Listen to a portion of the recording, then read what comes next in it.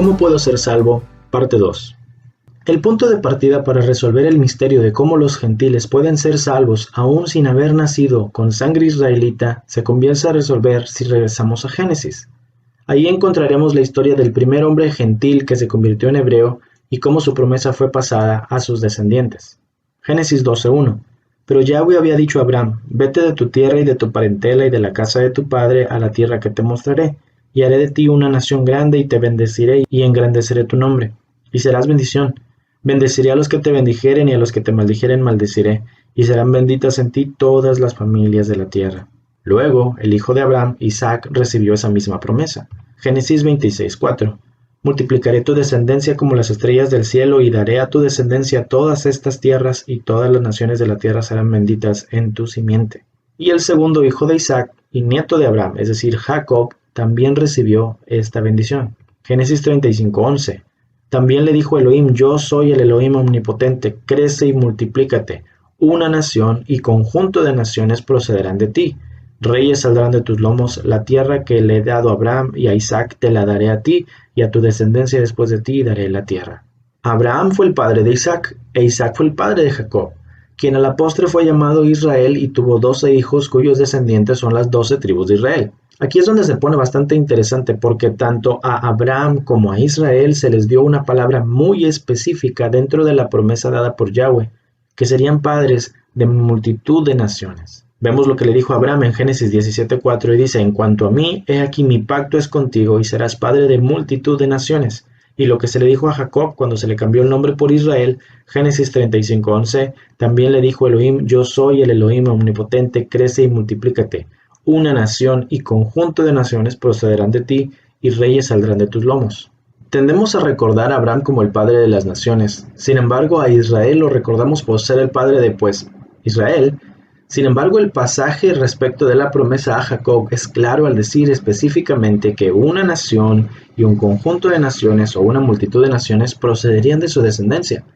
Debemos entonces saber cómo puede cumplirse esa promesa si hasta hoy hemos sabido que Israel es una nación. ¿Dónde entonces están las multitud de naciones que procederían de Israel? Jacob tuvo 12 hijos. Su primer hijo, Rubén, perdió la primogenitura por acostarse con una de las mujeres de su padre, y su derecho de la primogenitura pasó a José, el primer hijo de Raquel y el favorito de Jacob. Génesis 35:22. Mientras vivía allí, Rubén tuvo relaciones sexuales con Bilha, la concubina de su padre, y Jacob se enteró enseguida. Primera de Crónicas 5:1. Los hijos de Rubén, primogénito de Israel, porque él era el primogénito, mas como violó el lecho de su padre, sus derechos de primogenitura fueron dados a los hijos de José, hijo de Israel, y no fue contado como primogénito. Siendo José el nuevo primogénito, pero viendo cómo no necesitaba la herencia en lo material, Israel le hizo una petición a su hijo amado respecto de sus hijos. Génesis 48:5. Ahora bien, los 2 hijos que te nacieron aquí en Egipto, antes de que me reuniera contigo, serán considerados míos. Efraín y Manasés serán tan míos como lo son Rubén y Simeón. Lo que sigue entonces, hermanos, es el relato de cómo fue que Jacob bendijo a los hijos de José. Tenga en cuenta que la bendición de la primogenitura era algo tan demasiado importante para una familia, ya que representaba el derecho legal a obtener la herencia de su padre y la jerarquía sobre la familia. Génesis 48:13. Luego tomó a sus 2 hijos, a Efraín con la derecha y a Manasés con la izquierda, y se los presentó a su padre. De esta manera, Efraín quedó a la izquierda de Israel y Manasés a su derecha. Pero Israel, al extender las manos, las entrecruzó y puso su derecha sobre la cabeza de Efraín, aunque era el menor, y su izquierda sobre la cabeza de Manasés, aunque era el mayor. Génesis 48:17. A José no le agradó ver que su padre pusiera su mano derecha sobre la cabeza de Efraín. Así que tomando la mano de su padre, la pasó de la cabeza de Efraín a la cabeza de Manasés, mientras le reclamaba: así no, padre mío, pon tu mano derecha sobre la cabeza de este, porque es el primogénito. Pero su padre se resistió y le contestó: ya lo sé, hijo, ya lo sé. También él gestará un pueblo y llegará a ser importante, pero su hermano menor será aún más importante y su descendencia dará origen a muchas naciones. Aquel día Jacob los bendijo así: esta será la bendición que en Israel se habrá de pronunciar, que Elohim cuide de ti como cuidó de Efraín y de Manasés, y de este modo Israel le dio a Efraín la primacía sobre Manasés.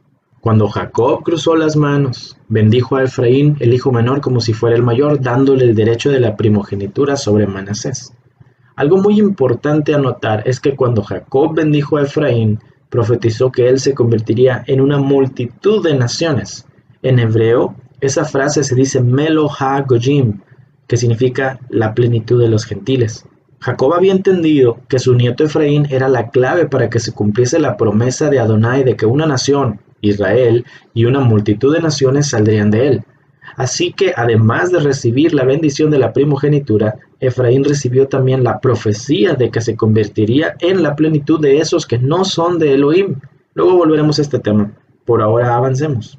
Cuando Jacob bendijo a sus hijos, a Judá y a José les dio las mejores promesas, profetizando que la descendencia de José sería como una enramada que se pasa del otro lado de la pared, refiriéndose sin dudas a que a través de Efraín sus hijos llegarían a dejar de ser israelitas para convertirse en muchos pueblos distintos. Respecto de Judá, profetizó que de su descendencia vendría el Mesías rey de Israel. Génesis 49:22. Rama fecunda es José, rama fecunda junto a un manantial, sus vástagos se extienden sobre el muro. Génesis 49:10. El cetro no se apartará de Judá, ni la vara de gobernante de entre sus pies, hasta que venga Silo, y a él sea dada la obediencia de los pueblos. De ahí en adelante, cuando los israelitas se multiplicaron, todas las tribus siempre orbitaron alrededor de la tribu de Efraín o de la tribu de Judá. Fue tanta la relevancia de esas dos tribus que a las facciones apegadas a estas dos se les empezó a llamar la casa de Efraín y la casa de Judá. Los hijos de Israel se establecieron en Egipto cuando José los invitó a vivir con él. Estuvieron en paz por 210 años hasta que un faraón que no conocía a José los esclavizó. Al cabo de 430 años fueron libertados por Yahweh y comenzaron a caminar por el desierto, recibiendo la Torá y la dirección del Padre. Sin embargo, la generación de israelitas que salieron de Egipto fueron castigados 40 años en el desierto por causa de su rebelión constante. Todos murieron y sus hijos, 40 años después, antes de entrar a la tierra prometida, recibieron una actualización del pacto dado a sus antepasados. Deuteronomio 29:1. Estas son las palabras del pacto que Yahweh mandó a Moisés que celebrase con los hijos de Israel en la tierra de Moab, además del pacto que concertó con ellos en Horeb. Como parte de las condenaciones que vendrían por la idolatría de Israel, Yahweh estableció que expulsaría a su pueblo para vivir en las naciones. Deuteronomio 4:25. Cuando ustedes ya hayan tenido hijos y nietos, hayan vivido un largo tiempo en la tierra, se hayan corrompido y hayan hecho una imagen tallada, una representación de algo, y así hayan hecho lo que es maldito a los ojos de Yahweh su Elohim, y lo hayan provocado, yo pongo hoy al cielo y la tierra que sean testigos contra ustedes, que rápidamente desaparecerán de la tierra a la cual están cruzando el Jordán para poseer. Ustedes no prolongarán sus días allí, sino que serán completamente destruidos. Yahweh los esparcirá entre los pueblos y entre las naciones que Yahweh los llevará lejos. Ustedes quedarán pocos en números. Deuteronomio 28:36. Yahweh te llevará a ti y al rey que hubieres puesto sobre ti, a nación que no conociste, ni tú ni tus padres, y allá servirás a dioses ajenos, al palo y a la piedra. Pero además de decir las maldiciones que pasarían por la idolatría, también establece qué sucedería si su pueblo regresaba su corazón a él en arrepentimiento y vuelve a la Torá. Deuteronomio 31. Y sucederá que cuando todas estas cosas hayan venido sobre ti, la bendición y la maldición que he puesto delante de ti, y tú las recuerdes en todas las naciones a donde Adonai tu Elohim te haya desterrado, y vuelvas a Adonai tu Elohim, tú y tus hijos, y le obedezcas con todo tu corazón y con toda tu alma, conforme a todo lo que yo te ordeno hoy, entonces Adonai tu Elohim te hará volver de tu cautividad, y tendrá compasión de ti, y te recogerá de nuevo de entre todos los pueblos a donde Adonai tu Elohim te haya dispersado. Si tus desterrados están en los confines de la tierra, de allí Adonai tu Elohim te recogerá, y de allí te hará volver, y Adonai tu Elohim te llevará a la tierra que tus padres poseyeron, y tú la poseerás, y él te prosperará y te multiplicará más que tus padres. Deuteronomio 4:29. Mas si desde allí buscares a Yahweh tu Elohim, lo hallarás, si lo buscares de todo tu corazón y de toda tu alma, cuando estuvieres en angustia y te alcanzaren todas estas cosas, si en los postreros días te volvieres a Yahweh tu Elohim y oyeres su voz, porque Elohim misericordioso es Yahweh tu Elohim, no te dejará ni te destruirá, ni se olvidará del pacto que les juró a tus padres. Hermanos, los destinatarios de este pacto no fueron solo los que estaban reunidos allí. Deuteronomio 29:14. Y no hago solo con ustedes este pacto y este juramento, sino también con los que están hoy aquí con nosotros en la presencia de Adonai nuestro Elohim y con los que no están hoy aquí con nosotros. Significando que todo aquel que sea un israelita está bajo el pacto antes de cruzar la tierra prometida y sus bendiciones y maldiciones. Cuando Israel cruzó el río Jordán hacia la tierra prometida, fueron dirigidos por Josué, el sucesor de Moisés, y durante toda su vida y la de los ancianos que le sobrevivieron, el pueblo sirvió a Adonai. Al morir los ancianos, el pueblo se corrompió y la condenación establecida en Deuteronomio comenzó a cobrar efecto. En ese tiempo también se cumplía la promesa de que cuando los israelitas volvieran su corazón a Yahweh y se arrepintieran de su pecado, Él les libertaría. Y lo hizo por 400 años, levantando 15 jueces entre los que están Débora, Jefté, Sansón y Gedeón. El último de los jueces, Samuel, fue presionado por el pueblo para darles un rey, y el elegido fue Saúl. Saúl, quien inició muy bien su reinado de 40 años, cayó en el error de tratar de hacer su propia voluntad sin la dirección de Yahweh, y fue desechado. Sin embargo, esto sucedió cuando todavía le faltaban 15 años de reinado, lo que convirtió el final de su vida en una contienda con David por afecto del pueblo y la aceptación de Yahweh. Al morir Saúl, David fue ungido rey, pero debido a que había tantas fricciones entre los israelitas, solo la casa de Judá aceptó a David como rey. Segundo de Samuel 2:3. Moraron en las ciudades de Hebrón y vinieron los varones de Judá y ungieron allí a David por rey sobre la casa de Judá. Y luego 7 años después de esto, llegaron los líderes de la casa del norte, las otras 10 tribus. Segundo de Samuel 5:1. Vinieron todas las tribus de Israel a David en Hebrón y hablaron diciendo, henos aquí, hueso tuyo y carne tuya somos. Vinieron pues todos los ancianos de Israel al rey en Hebrón, y el rey David hizo pacto con ellos en Hebrón delante de Yahweh, y ungieron a David por rey sobre Israel. En Hebrón reinó sobre Judá 7 años y 6 meses, y en Jerusalén reinó 33 años sobre todo Israel y Judá. ¿Ve? Desde aquí, hermano, ya se puede notar cómo es que las 12 tribus de Israel ya estaban divididas en dos bandos principales que mencionamos hace un momento atrás. Número 1, las 10 tribus del norte lideradas por la tribu de Efraín se les conocía como la casa de Israel o la casa de Efraín. Y número 2, las 2 tribus del sur que estaban lideradas por la tribu de Judá y estaban representadas por la familia de David. David tuvo que ser ungido como rey primero por sus parientes de Judá y luego por las otras 10 tribus 7 años después. Luego de David reinó su hijo Salomón, quien tras desobedecer al mandato de Yahweh de no casarse con mujeres extranjeras, tuvo 700 esposas y 300 concubinas que lo hicieron un idólatra. Fue esa idolatría la que Yahweh condenó desde el pacto original y una vez más iba a cobrar factura. Elohim se lo advirtió 2 veces. Primero Reyes 11:9. Y se enojó Yahweh contra Salomón por cuanto su corazón se había apartado de Yahweh, Elohim de Israel, que se le había aparecido 2 veces y le había mandado acerca de esto, que no siguiere dioses ajenos. Mas él no guardó lo que le mandó Yahweh. Y dijo Yahweh a Salomón, por cuanto ha habido esto en ti y no has guardado mi pacto y mis estatutos que yo te mandé, romperé de ti el reino y lo entregaré a tu siervo. Sin embargo, no lo haré en tus días por amor a David tu padre, lo romperé de la mano de tu hijo. Pero no romperé todo el reino, sino que daré una tribu a tu hijo por amor a David mi siervo y por amor a Jerusalén, la cual yo he elegido. Debido a su pecado, Salomón fue atacado por 3 enemigos poderosos. 2 de ellos, Hadad de Edom y Rezón de Siria, fueron una constante molestia desde el exterior para su reino. Sin embargo, fue uno israelita llamado Jeroboam de la tribu de Efraín quien terminó siendo el elegido por Yahweh para acabar con el reino unificado de Salomón. Primero de Reyes 11:26. Otro líder rebelde fue Jeroboam, hijo de Nabat, uno de los propios funcionarios de Salomón. Provenía de la ciudad de Sereda en Efraín, y su madre era una viuda llamada Serúa. Esta es la historia que explica su rebelión. Salomón estaba reconstruyendo terraplenes y reparando las murallas de la ciudad de su padre David. Jeroboam era un joven muy capaz. Cuando Salomón vio lo diligente que era, lo puso a cargo de los trabajadores de las tribus de Efraín y Manasés, los descendientes de José. Ahora, ponerlo a cargo de los trabajos de las tribus de Efraín y Manasés no parecería mayor causa para que se levantara en armas contra Salomón. Sin embargo, deberíamos saber qué tipo de trabajo estaban obligando a hacer a las tribus de José, y comprendemos entonces la posición en la cual Salomón estaba poniendo a Jeroboam frente a sus propios paisanos. Salomón hizo un draft de reclutamiento para trabajos forzados a todos los varones de Israel, primero de Reyes 5:13. El rey Salomón impuso trabajo forzado y reclutó a 30,000 obreros de todo Israel, los envió al Líbano, en relevos de 10,000 al mes y de modo que pasaban un mes en el Líbano y 2 meses en su casa. El motivo del draft fue la construcción de los palacios de Salomón. Primero de Reyes 9:15. En cuanto al trabajo forzado, el rey Salomón reunió a trabajadores para construir el templo de Adonai, su propio palacio, los terraplenes, el muro de Jerusalén y Hazor, Megiddo y Gezer, varias ciudades. Los únicos que supuestamente estaban obligados a los trabajos forzados eran los extranjeros sometidos por Israel. Primero de Reyes 9:20.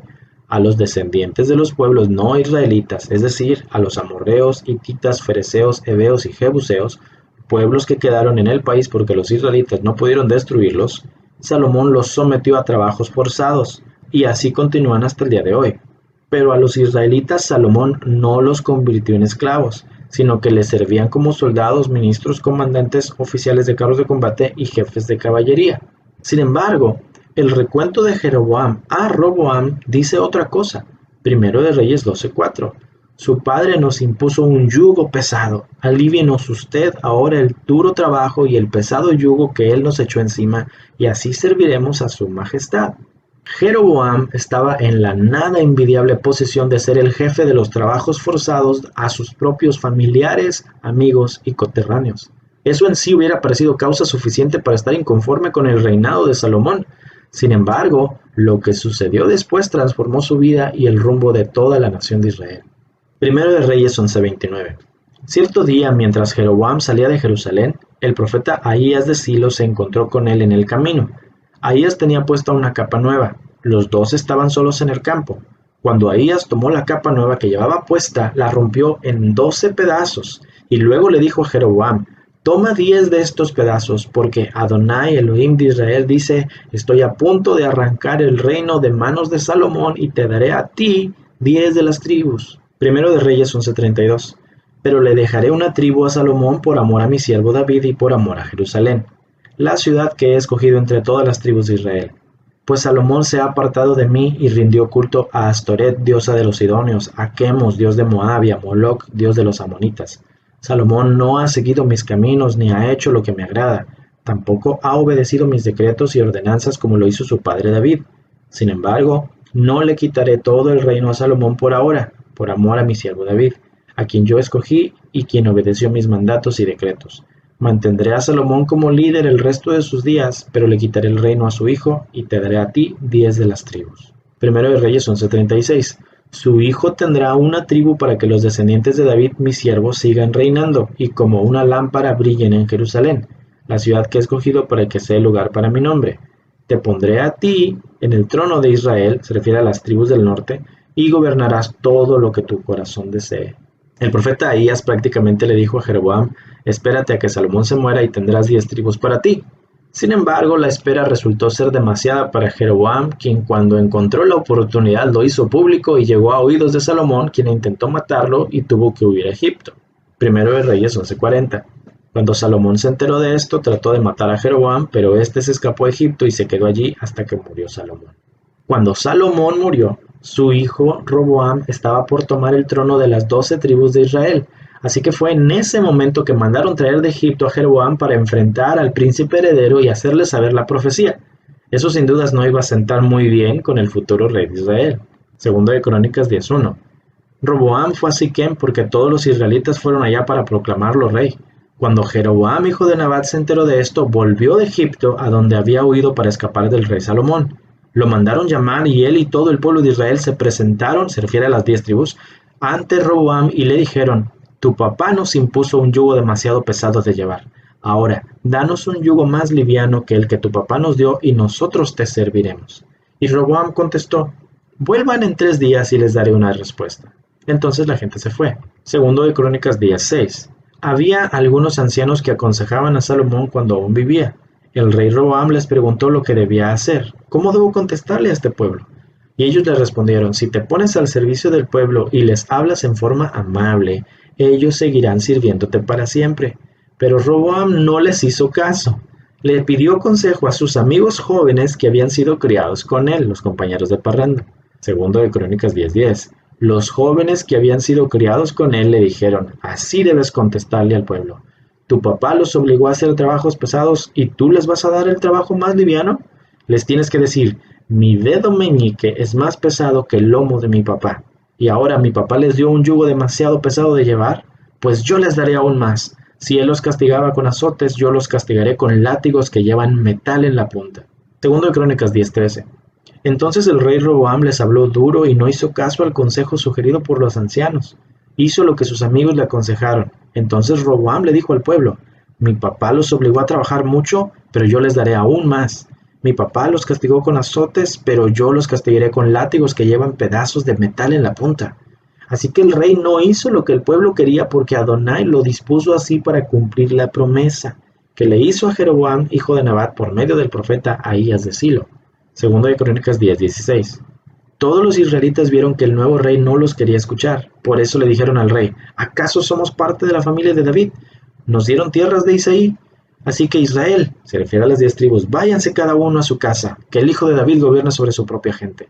Y entonces todos los de la casa de Efraín, los del norte, se fueron a sus casas. Segundo de Crónicas 10:17. Pero Roboam gobernaba sobre los de la casa del norte que vivían en las ciudades del sur de Judá.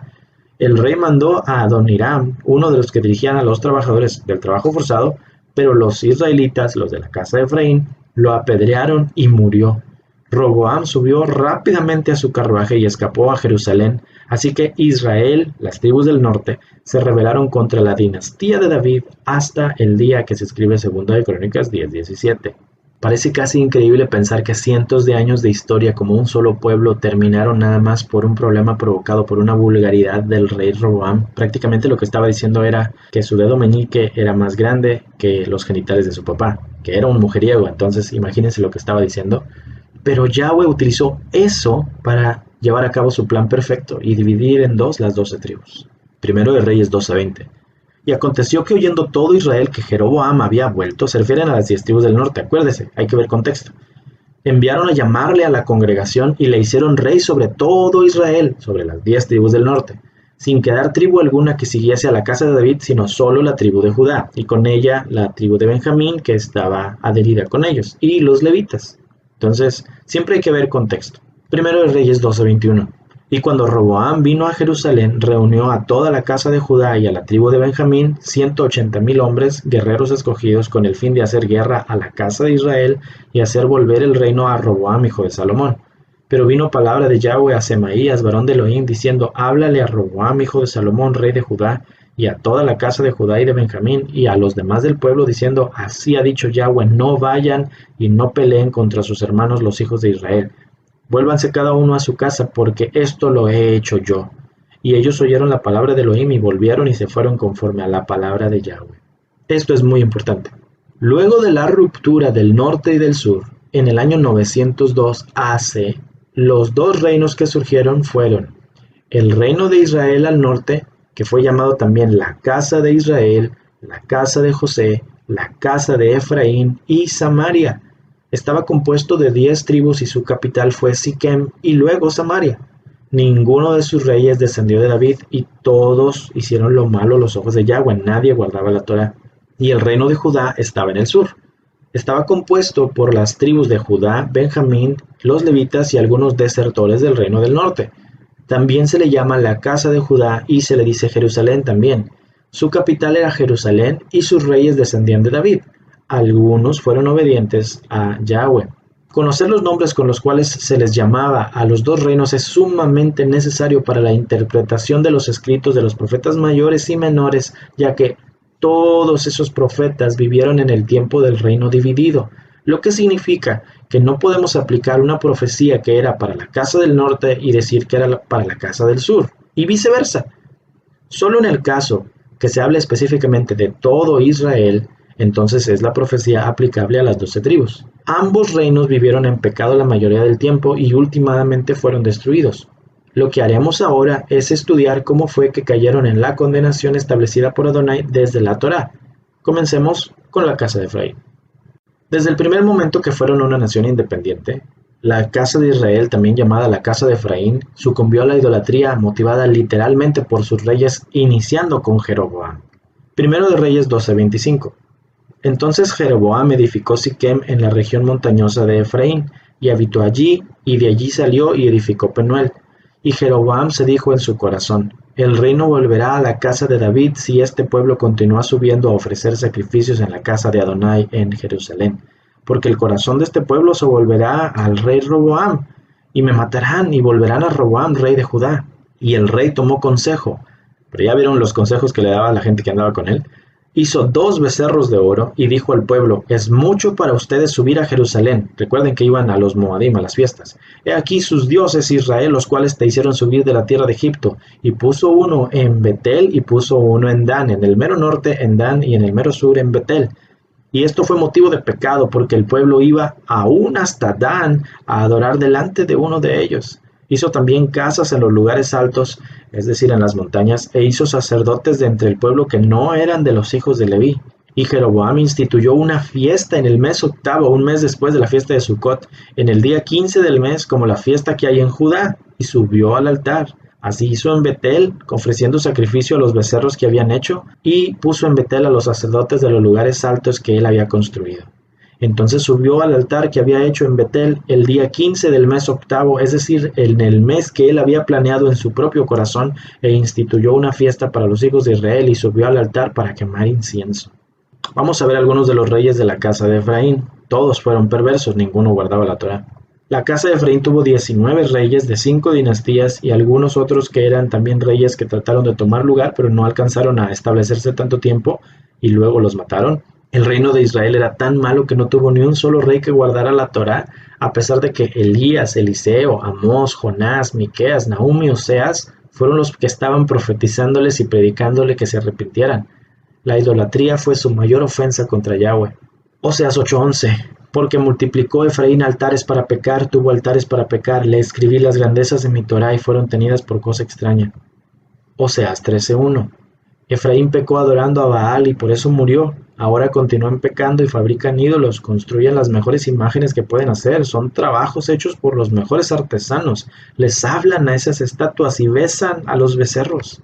Oseas 4:17. Efraín está adicto a las imágenes, déjalo así. Beben hasta el exceso, su licor se vuelve contra ellos. Ellos aman sin medida. La deshonra es el regalo que les está trayendo el viento y cosechan vergüenza de sus sacrificios. Oseas 8:1.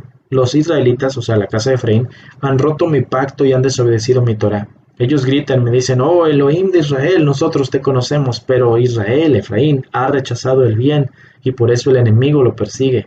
Eligieron a algunos para que fueran sus reyes sin contar conmigo, eligieron príncipes que yo no conocía. Con su oro y con su plata hicieron estatuas de sus ídolos. Por eso Israel, Efraín, será destruido. Samaria, yo he rechazado tu becerro. Estoy muy enojado con tu pueblo. ¿Hasta cuándo seguirán pecando? Oseas 12:14. Efraín ha provocado a Elohim con amarguras, por tanto hará recaer sobre él la sangre que ha derramado y su Adón le pagará su oprobio. Oseas 13:12. Efraín trató de ocultar sus culpas, creyó que sus pecados eran un secreto, pero recibirá su castigo. Jeremías 3:6. Me dijo Yahweh en días del rey Josías: ¿has visto lo que ha hecho la rebelde Efraín? Ella se va sobre todo monte alto y debajo de todo árbol frondoso y allí fornica. Y dije: después de hacer todo esto se volverá a mí, pero no se volvió. Hermano, el pecado de la casa de Efraín había sido tan grande que Yahweh iba a cumplir lo establecido en la Torá respecto de cuando Israel caía en idolatría. ¿Se acuerda? Deuteronomio 4:25.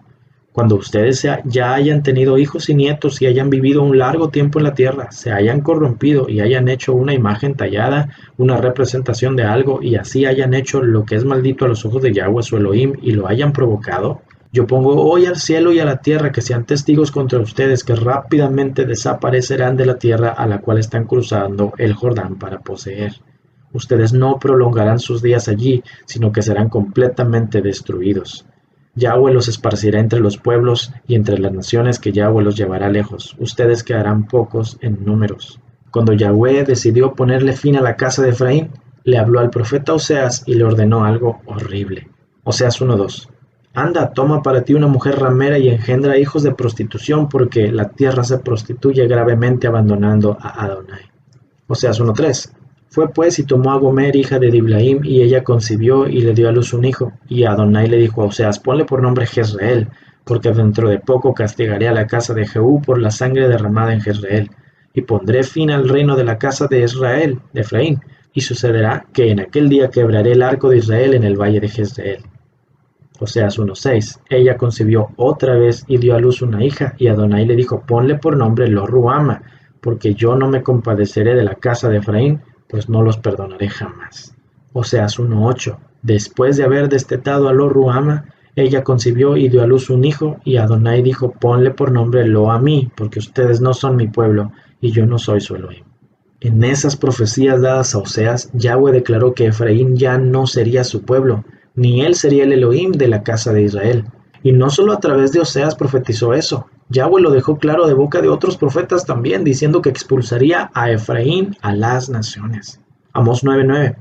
Porque he aquí yo daré un mandato y zarandearé a la casa de Israel entre todas las naciones, como se zarandea el grano en la criba, sin que caiga ni un grano en la tierra. Primero de Reyes 14:15. Yahweh sacudirá a Israel al modo que la caña se agita en las aguas, y él arrancará a Israel, a Efraín, de esta buena tierra que había dado a sus padres, y los esparcirá más allá del Éufrates, por cuanto han hecho sus imágenes de acera, enojando a Yahweh, y él entregará a Israel por los pecados de Jeroboam, el cual pecó, y ha hecho pecar a Efraín. Oseas 9:11. La gloria de Efraín volará cual ave, de modo que no habrá nacimientos, ni embarazos, ni concepciones. Y si llegaren a grandes sus hijos, los quitaré de entre los hombres, porque hay de ellos también cuando de ellos me aparte. Mi Elohim los desechará, porque ellos no le oyeron, y andarán errantes entre las naciones. Isaías 7:8. En 65 años desde que se escribe eso, el reino de Efraín cesará de ser un pueblo. Fue tan grande la ruptura que Yahweh tuvo con Efraín, que le expidió carta de divorcio. Oseas 5:3. Yo sé cómo eres, Efraín, no puedes esconderte de mí, Israel, me abandonaste como una prostituta deja a su esposo, estás totalmente contaminada. Tus acciones no te permiten volver a tu Elohim, eres prostituta hasta la médula y no conoces a Adonai. Traicionaron el honor de Adonai engendrando hijos que no son de él, ahora su falsa religión los devorará junto con sus riquezas. Oseas 1:8. Y Adonai me dijo: ponle por nombre Lo-Amí, porque ustedes no son mi pueblo y yo no soy su Elohim. Jeremías 3:8.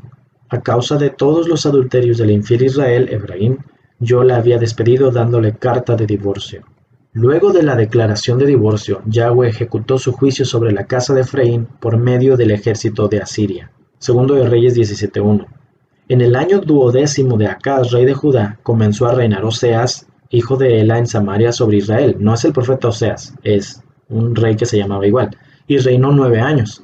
En el año 9 de Oseas, el rey de Asiria tomó Samaria, y llevó a Israel, o sea, a Efraín, cautivo a Asiria, y los puso en Alá, en Abor, junto al río Gozán, y en las ciudades de los medos. Porque los hijos de Efraín pecaron contra Yahweh su Elohim, que los sacó de la tierra de Egipto debajo la mano del faraón del rey de Egipto, y temieron a dioses ajenos, y anduvieron en los estatutos de las naciones que Yahweh había lanzado de delante de los hijos de Israel, y en los estatutos que hicieron los reyes de Efraín. Y los hijos de Efraín hicieron secretamente cosas no rectas contra Yahweh su Elohim, edificándose lugares altos en todas sus ciudades, desde las torres de los atalayas hasta las ciudades fortificadas. Y levantaron estatuas e imágenes de acera en todo collado alto y debajo de todo árbol frondoso, y quemaron allí incienso en todos los lugares altos a la manera de las naciones que Yahweh había traspuesto de delante de ellos, e hicieron cosas muy malas para provocar la ira de Yahweh. Y servían a los ídolos de los cuales Yahweh les había dicho: ustedes no deben hacer eso. Segundo de Reyes 17:18. Yahweh por tanto se airó en gran manera contra Israel y los quitó de delante de su rostro, y no quedó sino solo la tribu de Judá.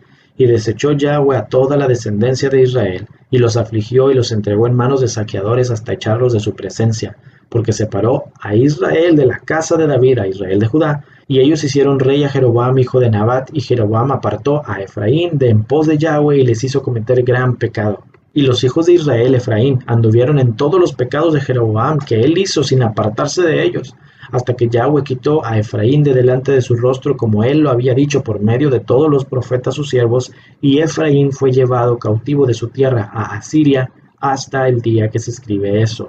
La casa de Efraín fue llevada al cautiverio en Asiria en condenación por sus pecados. Podemos ver entonces cómo empieza a cumplirse esa profecía dada por Jacob a José respecto de su hijo Efraín. Génesis 48:19. Su hermano menor será más grande que él, y su descendencia formará una multitud de naciones. Oseas 7:8. Efraín se ha mezclado con los demás pueblos. Efraín fue torta no volteada. Devoraron extraños su fuerza y él no lo supo. Aún canas le han cubierto y él no lo supo. Oseas 8:8. Devorado será Efraín, pronto será entre las naciones como vasija que no se estima. Amós 9:9. Porque he aquí yo daré un mandato y zarandearé a la casa de Efraín entre todas las naciones, como se zarandea el grano en la criba sin que caiga ni un grano en la tierra.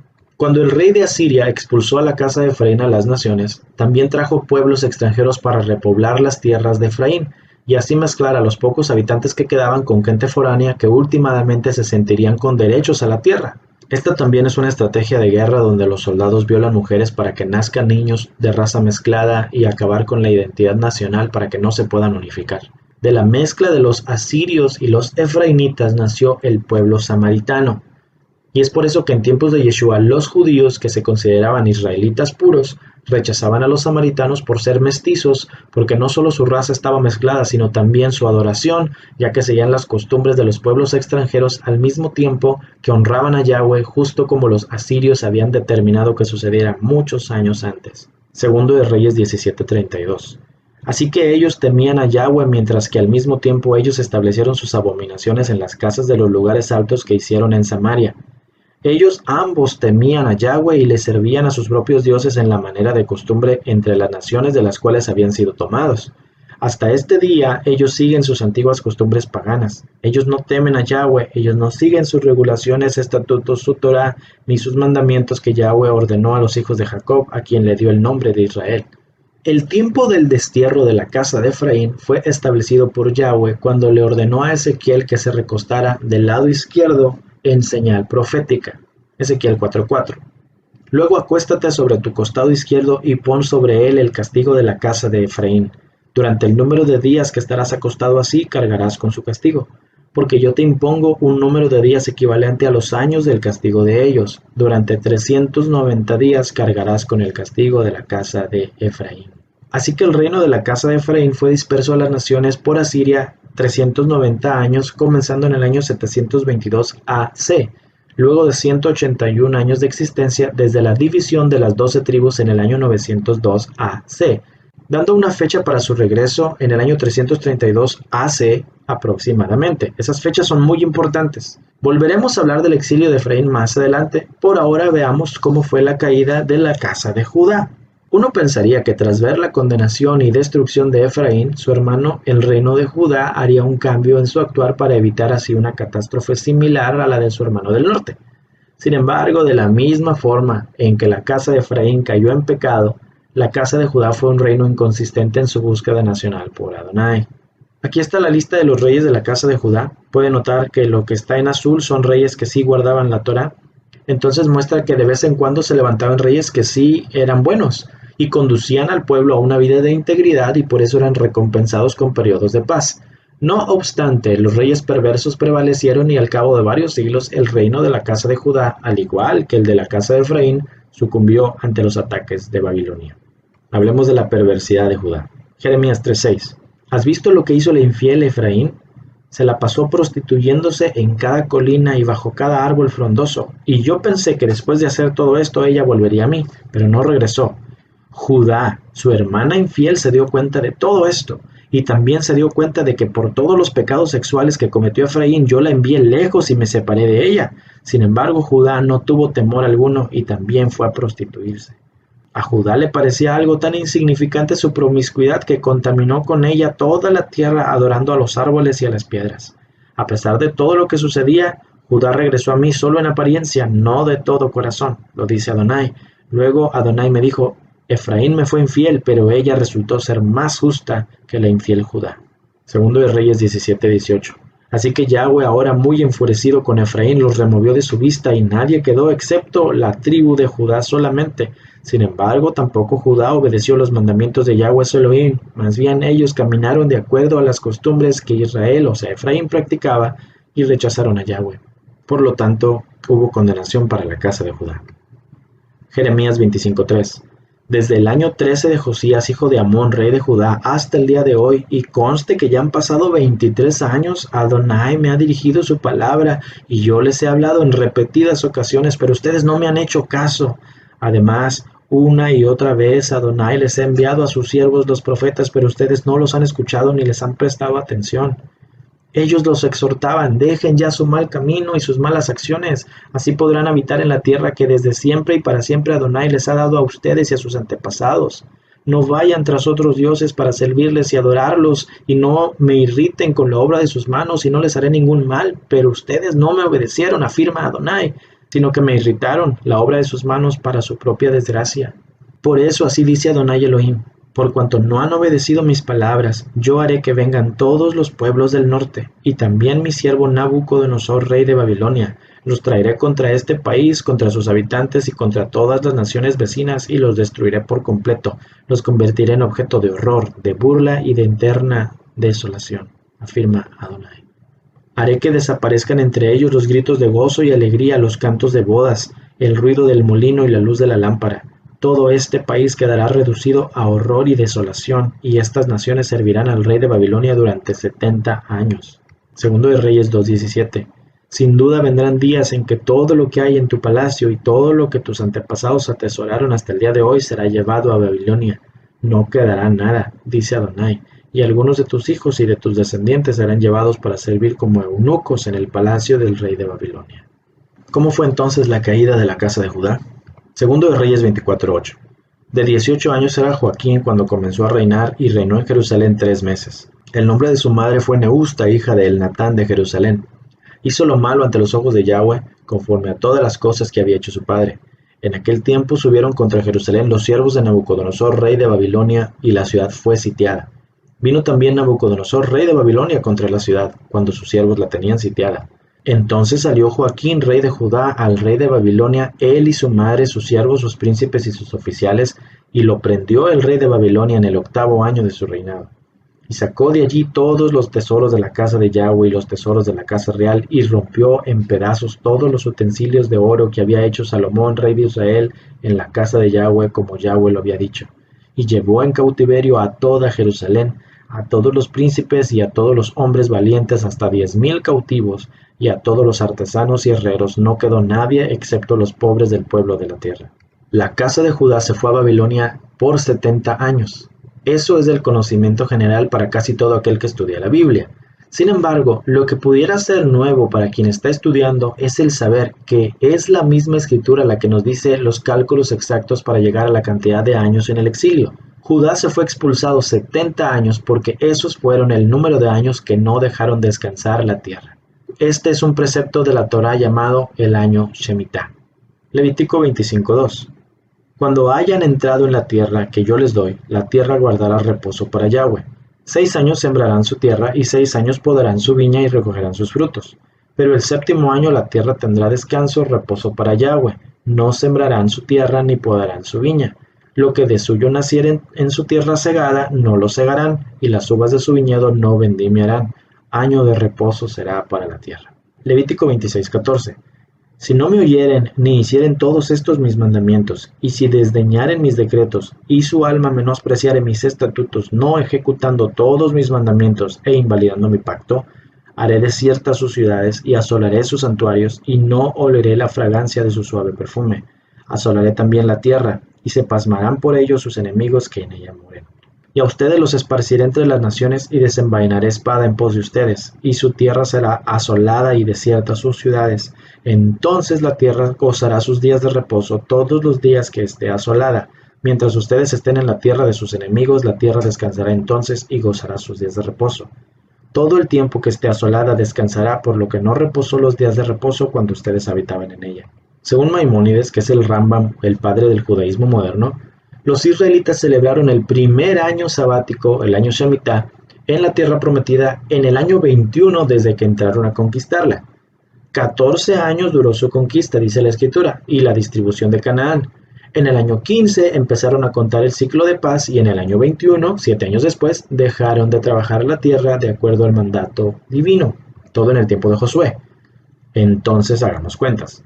Hubo 836 años desde el año 15 después de la entrada a la tierra prometida hasta la deportación a Babilonia. Durante ese tiempo, los años sabáticos y de jubileo, o sea, los años Shemitah y el año del Yobel, solo fueron observados los primeros 400 años. Durante los 436 años restantes, el Shemitah no fue respetado por ningún rey, desde Saúl hasta Sedequías. Entonces, de Saúl a Salomón fueron 120 años. De Roboam al exilio a Babilonia fueron 316. 120 más 316 son 436. En 436 años hay 62 años Shemitah y 8 años de jubileo donde tampoco se trabajaba la tierra. 62 más 8 igual a 70. Yahweh expulsó por 70 años a la casa de Judá en Babilonia para hacerlos pagar los 70 años que ellos no dejaron descansar la tierra en el año Shemitah. Al cabo de esos 70 años, la casa de Judá volvió de su exilio porque así había sido profetizado por Jeremías. Jeremías 29:10. Porque así dijo Yahweh, cuando en Babilonia se cumplan los 70 años, yo los visitaré y despertaré sobre ustedes mi buena palabra para hacerlos volver a este lugar. Y seré hallado por ustedes, dice Yahweh, y haré volver su cautividad y les reuniré de todas las naciones y de todos los lugares a donde los arrojé, dice Yahweh, y los haré volver al lugar de donde los hice llevar. Jeremías 25:12. Y cuando sean cumplidos los 70 años, castigaré al rey de Babilonia y a aquella nación por su maldad. Ha dicho Yahweh, y a la tierra de los caldeos, y la convertiré en desiertos para siempre. Entonces Daniel intercedió por Judá. Daniel 9:1. Corría el primer año del reinado de Darío, hijo de Jerjes, un medo que llegó a ser rey de los babilonios, cuando yo, Daniel, logré entender ese pasaje de las Escrituras donde Adonai le comunicó al profeta Jeremías que la desolación de Jerusalén duraría 70 años. Entonces me puse a orar y a dirigir mis súplicas a Adonai mi Elohim. Además de orar, ayuné y me vestí de luto y me senté sobre cenizas. Fue debido a las oraciones de Daniel que Yahweh levantó en el momento preciso a Ciro, el rey de Persia, para ejecutar el decreto del regreso de los judíos a Jerusalén. Isaías 44:28. El que dice de Ciro, él es mi pastor y él cumplirá todos mis deseos, y dice de Jerusalén, será reedificada y al templo serán echados tus cimientos. Isaías 45:1. Así dice Adonai a Ciro, su ungido, por causa de Jacob, mi siervo, de Israel, mi escogido, te llamo por tu nombre y te confiero un título de honor, aunque tú no me conoces. La profecía de la reconstrucción de Jerusalén por Ciro tiene demasiada relevancia cuando comprendemos que en el tiempo de Isaías, Jerusalén era una ciudad próspera en dirección del rey Ezequías y no necesitaba reedificación, ni tampoco necesitaba el templo ser reconstruido. Y lo más importante es el hecho de que Yahweh llamó por nombre a Ciro 170 años antes de siquiera existir Ciro. En este punto solo podemos especular si fue Daniel o alguno de sus discípulos quien le hizo saber la profecía de Isaías al rey Ciro, o si él mismo actuó sin saber que se había escrito eso sobre él tantos años antes. Pero una cosa es cierta, fue el rey Ciro quien expidió el decreto de la libertad de los judíos y su posibilidad de volver a sus tierras 70 años después de su cautividad, justo como lo profetizó Jeremías. Esdras 1:2. Así ha dicho Ciro, rey de Persia, Yahweh, el Elohim de los cielos, me ha dado todos los reinos de la tierra, y me ha mandado que le edifique casa en Jerusalén que está en Judá. Quien haya entre ustedes de su pueblo, sea Elohim con él, y suba a Jerusalén que está en Judá, y edifique la casa de Yahweh, Elohim de Israel. Él es Elohim, la cual está en Jerusalén. Esdras 1:5. Entonces se levantaron los jefes de las casas paternas de Judá y de Benjamín, y los sacerdotes y levitas, y todos aquellos cuyo espíritu despertó Elohim, para subir a edificar la casa de Yahweh, la cual está en Jerusalén. Y el rey Ciro sacó los utensilios de la casa de Yahweh que Nabucodonosor había sacado de Jerusalén, y los había puesto en la casa de sus dioses. Así que la casa de Judá salió rumbo a Jerusalén 70 años después de haber sido exiliada. Y cuando regresaron a su tierra, se encontraron a los samaritanos que habían vivido en las tierras de Efraín desde años atrás y que adoraban a Yahweh y a otros dioses al mismo tiempo. Esdras 4:1. Oyendo los enemigos de Judá y de Benjamín que los venidos de la cautividad edificaban el templo de Yahweh, Elohim de Israel, vinieron a Zorobabel y a los jefes de las casas paternas y les dijeron, edificaremos con ustedes porque como ustedes buscamos también a su Elohim, y a él ofrecemos sacrificios desde los días de Esar-Edón, rey de Asiria, que nos hizo venir aquí. Zorobabel, Yeshua y los demás jefes de las casas paternas de Israel dijeron, no nos conviene edificar con ustedes casa a nuestro Elohim, sino que nosotros solos la edificaremos a Yahweh Elohim de Israel, como nos mandó el rey Ciro, rey de Persia. Entonces, debido a que estos judíos volvieron de la cautividad, es que el pueblo de Israel, al menos una parte, pudo sobrevivir hasta los tiempos de Yeshua y hasta el día de hoy en gran manera. La cuestión con la casa de Judá es que ellos sabían el motivo por el cual habían sido expulsados, por romper el Shabbat y el año del reposo de la tierra. Entonces, cuando regresaron de su exilio, se determinaron a que nunca más caerían en ese problema, por lo que comenzaron a estudiar intensamente la Torá, pero como siempre sucede, pasaron 20 años y ya había gente que no obedecía y esa actitud se fue propagando entre el pueblo, por lo que Yahweh envió a Nehemías y él tuvo que hacer algunas medidas drásticas que a fin de cuentas, puesto que el pueblo no estaba acostumbrado a estudiar sino solo a seguir las órdenes a fuerzas, fueron contraproducentes a la larga. Nehemías 13:15. En aquel tiempo vi en Judá a algunos de los que pisaban los lagares en Shabbat, y otros traían montones de grano y los cargaban sobre asnos, y también vino, uvas, higos y toda clase de cargas, y los llevaban a Jerusalén en día de Shabbat. Los amonesté acerca del día en que vendían sus provisiones, y la gente de Sur que vivía traía pescado y toda clase de mercancías y las vendían en Shabbat a los habitantes de Judá en Jerusalén. Censuré a los nobles de Judá diciéndoles: ¿por qué hacen ustedes estas cosas tan malas profanando así el Shabbat? Eso fue exactamente lo que hicieron sus ancestros y por eso nuestro Elohim trajo toda esta desgracia sobre nosotros y sobre esta ciudad. Y ahora ustedes están dando motivo para más ira contra Israel al profanar el Shabbat. Cuando oscurecían las puertas de Jerusalén a la llegada del Shabbat, di órdenes de que se cerraran las puertas y ordené que no las abrieran hasta después del Shabbat. Puse en las puertas a algunos de mis criados para que no dejaran meter cargas en el día del Shabbat. Nehemías, hermanos, estaba en una posición muy difícil, ya que todo lo que él deseaba era que no se rompiera el Shabbat, y tuvo que tomar medidas drásticas al cerrar las puertas de la ciudad cuando iniciaba el día de reposo para obligar a la gente a dejar de trabajar. Pero el problema es que la gente no debía necesitar esas medidas de su gobernante para obedecer el mandamiento. Ellos debían obedecer a Yahweh porque Yahweh lo estableció. Entonces notamos el círculo vicioso que muchas personas tienen de no querer estudiar los mandamientos de Elohim y solo obedecer porque un líder lo está diciendo.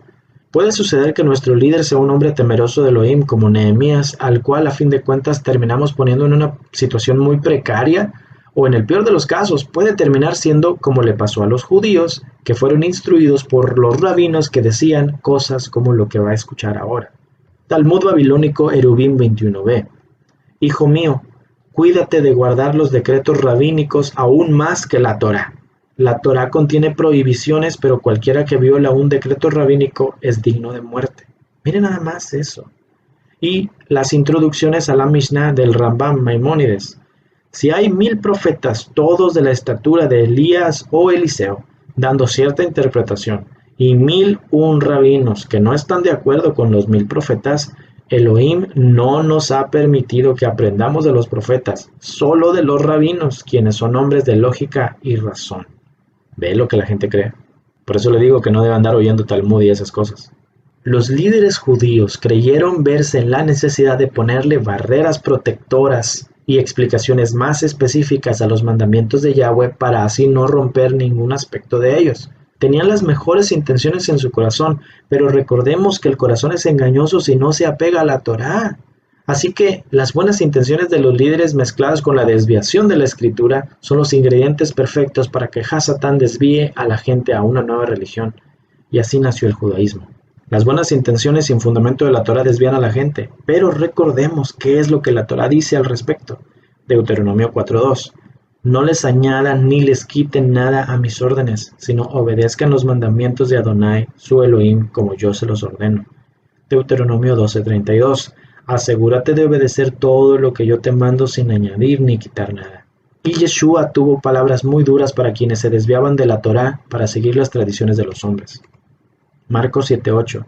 Ustedes han olvidado los mandamientos de Elohim, solo cumplen tradiciones humanas. Y también les dijo, vaya manera la de ustedes de convencer a la gente para que siga la tradición de ustedes en vez de seguir el mandamiento de Elohim. Moisés dijo, respeta a tu papá y a tu mamá, y el que insulte al papá o a la mamá debe morir. Pero ustedes enseñan que alguien puede decirle al papá o a la mamá, tengo algo con lo cual te podría ayudar, pero lo voy a entregar como corbán, es decir, ofrenda a Elohim. Eso significa que ustedes permiten que alguien deje de ayudar al padre o a la madre. Así, con la tradición que se transmiten unos a otros, ustedes anulan la palabra de Elohim y hacen muchas otras cosas como estas. Yeshua entonces predicó y enseñó en medio de este ambiente extremadamente crítico y plagado de censura. Sin el conocimiento adecuado de ese contexto histórico, es fácil llegar a conclusiones erróneas acerca de cómo él veía o guardaba la Torá. Este ha sido un problema fundamental del cristianismo, que piensa que Yeshua decía que ya no debemos guardar la Torá o que él vino para cumplirla, para que así nosotros no tengamos que hacerlo. Yeshua guardaba toda la Torá, pero rompía los mandamientos de los hombres. Si usted nunca estudia la Torá, jamás sabrá cuál es la diferencia entre la palabra de Elohim y las tradiciones de los hombres. Y Yeshua nos lo demanda. Juan 5:39, escudriñen las escrituras porque a ustedes les parece que en ellas tienen la vida eterna y ellas son las que dan testimonio de mí. Pero hagamos otro alto antes de avanzar. ¿Nota algo importante? Ya estamos hablando de Yeshua y de su interacción con los judíos. Sin embargo, en su historia no se habla de la casa de Efraín. Adonai profetizó a través de Jeremías que haría un Brit Hadashah con la casa de Israel, es de Efraín, y con la casa de Judá. Ahora ya comenzamos a estudiar el Brit Hadashah, el pacto renovado, el Nuevo Testamento, y ya estamos viendo lo que Yeshua le dice a la casa de Judá, pero no vemos a la casa de Efraín. ¿Cómo puede haber pactos renovados si faltan una de las dos casas del pueblo de Israel? Jeremías 31:31. He aquí vienen días, dice Yahweh, en los cuales haré un nuevo pacto con la casa de Israel y con la casa de Judá. Efraín nunca regresó. Durante el tiempo que estuvieron en el exilio se mezclaron con los demás pueblos y se perdió su identidad. Se olvidaron de Yahweh y de su Torá y fueron dispersados y difuminados. La Escritura los llama las ovejas perdidas de la casa de Israel. Jeremías 56. Ovejas perdidas fueron mi pueblo, sus pastores las hicieron errar, por los montes las descarriaron, anduvieron de monte en collado y se olvidaron de sus rediles. Ezequiel 34:6. Anduvieron perdidas mis ovejas por todos los montes y en todo collado alto y en toda faz de la tierra fueron esparcidas mis ovejas y no hubo quien las buscase, ni quien preguntase por ellas. Ezequiel 34:11. Porque así ha dicho a Adonai Elohim, he aquí yo mismo iré a buscar mis ovejas y las reconoceré.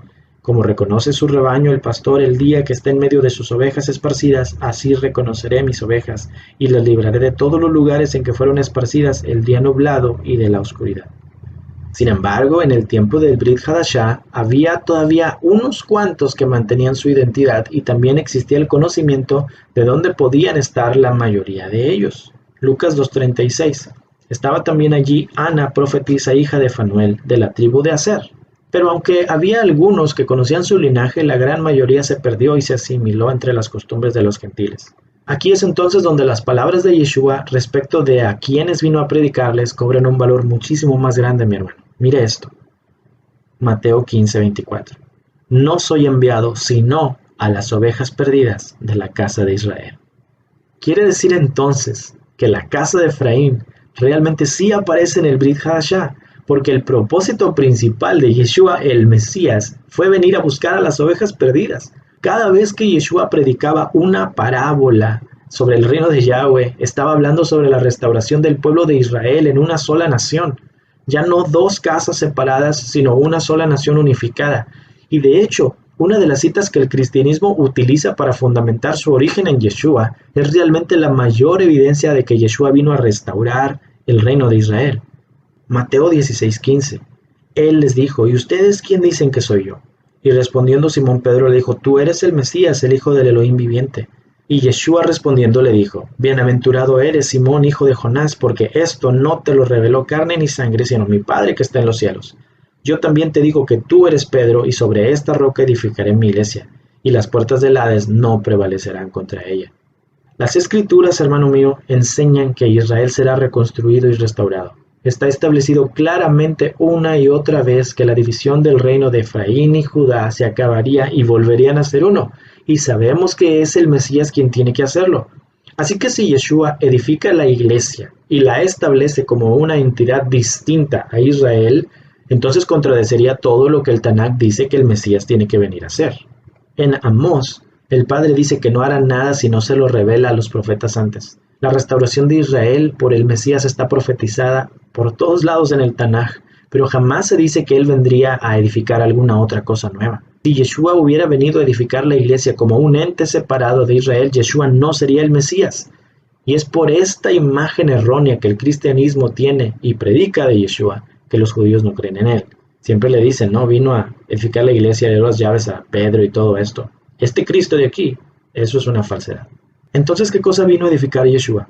Bueno, la palabra que se utilizó para decir edificaré es una palabra griega llamada oikodomeo, que es el Strong 3618, que en hebreo se dice baná y significa edificar, pero también significa reedificar, reconstruir y restaurar. Hermano, edificar significa levantar algo donde no había nada. Yeshua no vino a hacer eso. Reedificar significa restaurar algo que estaba derrumbado.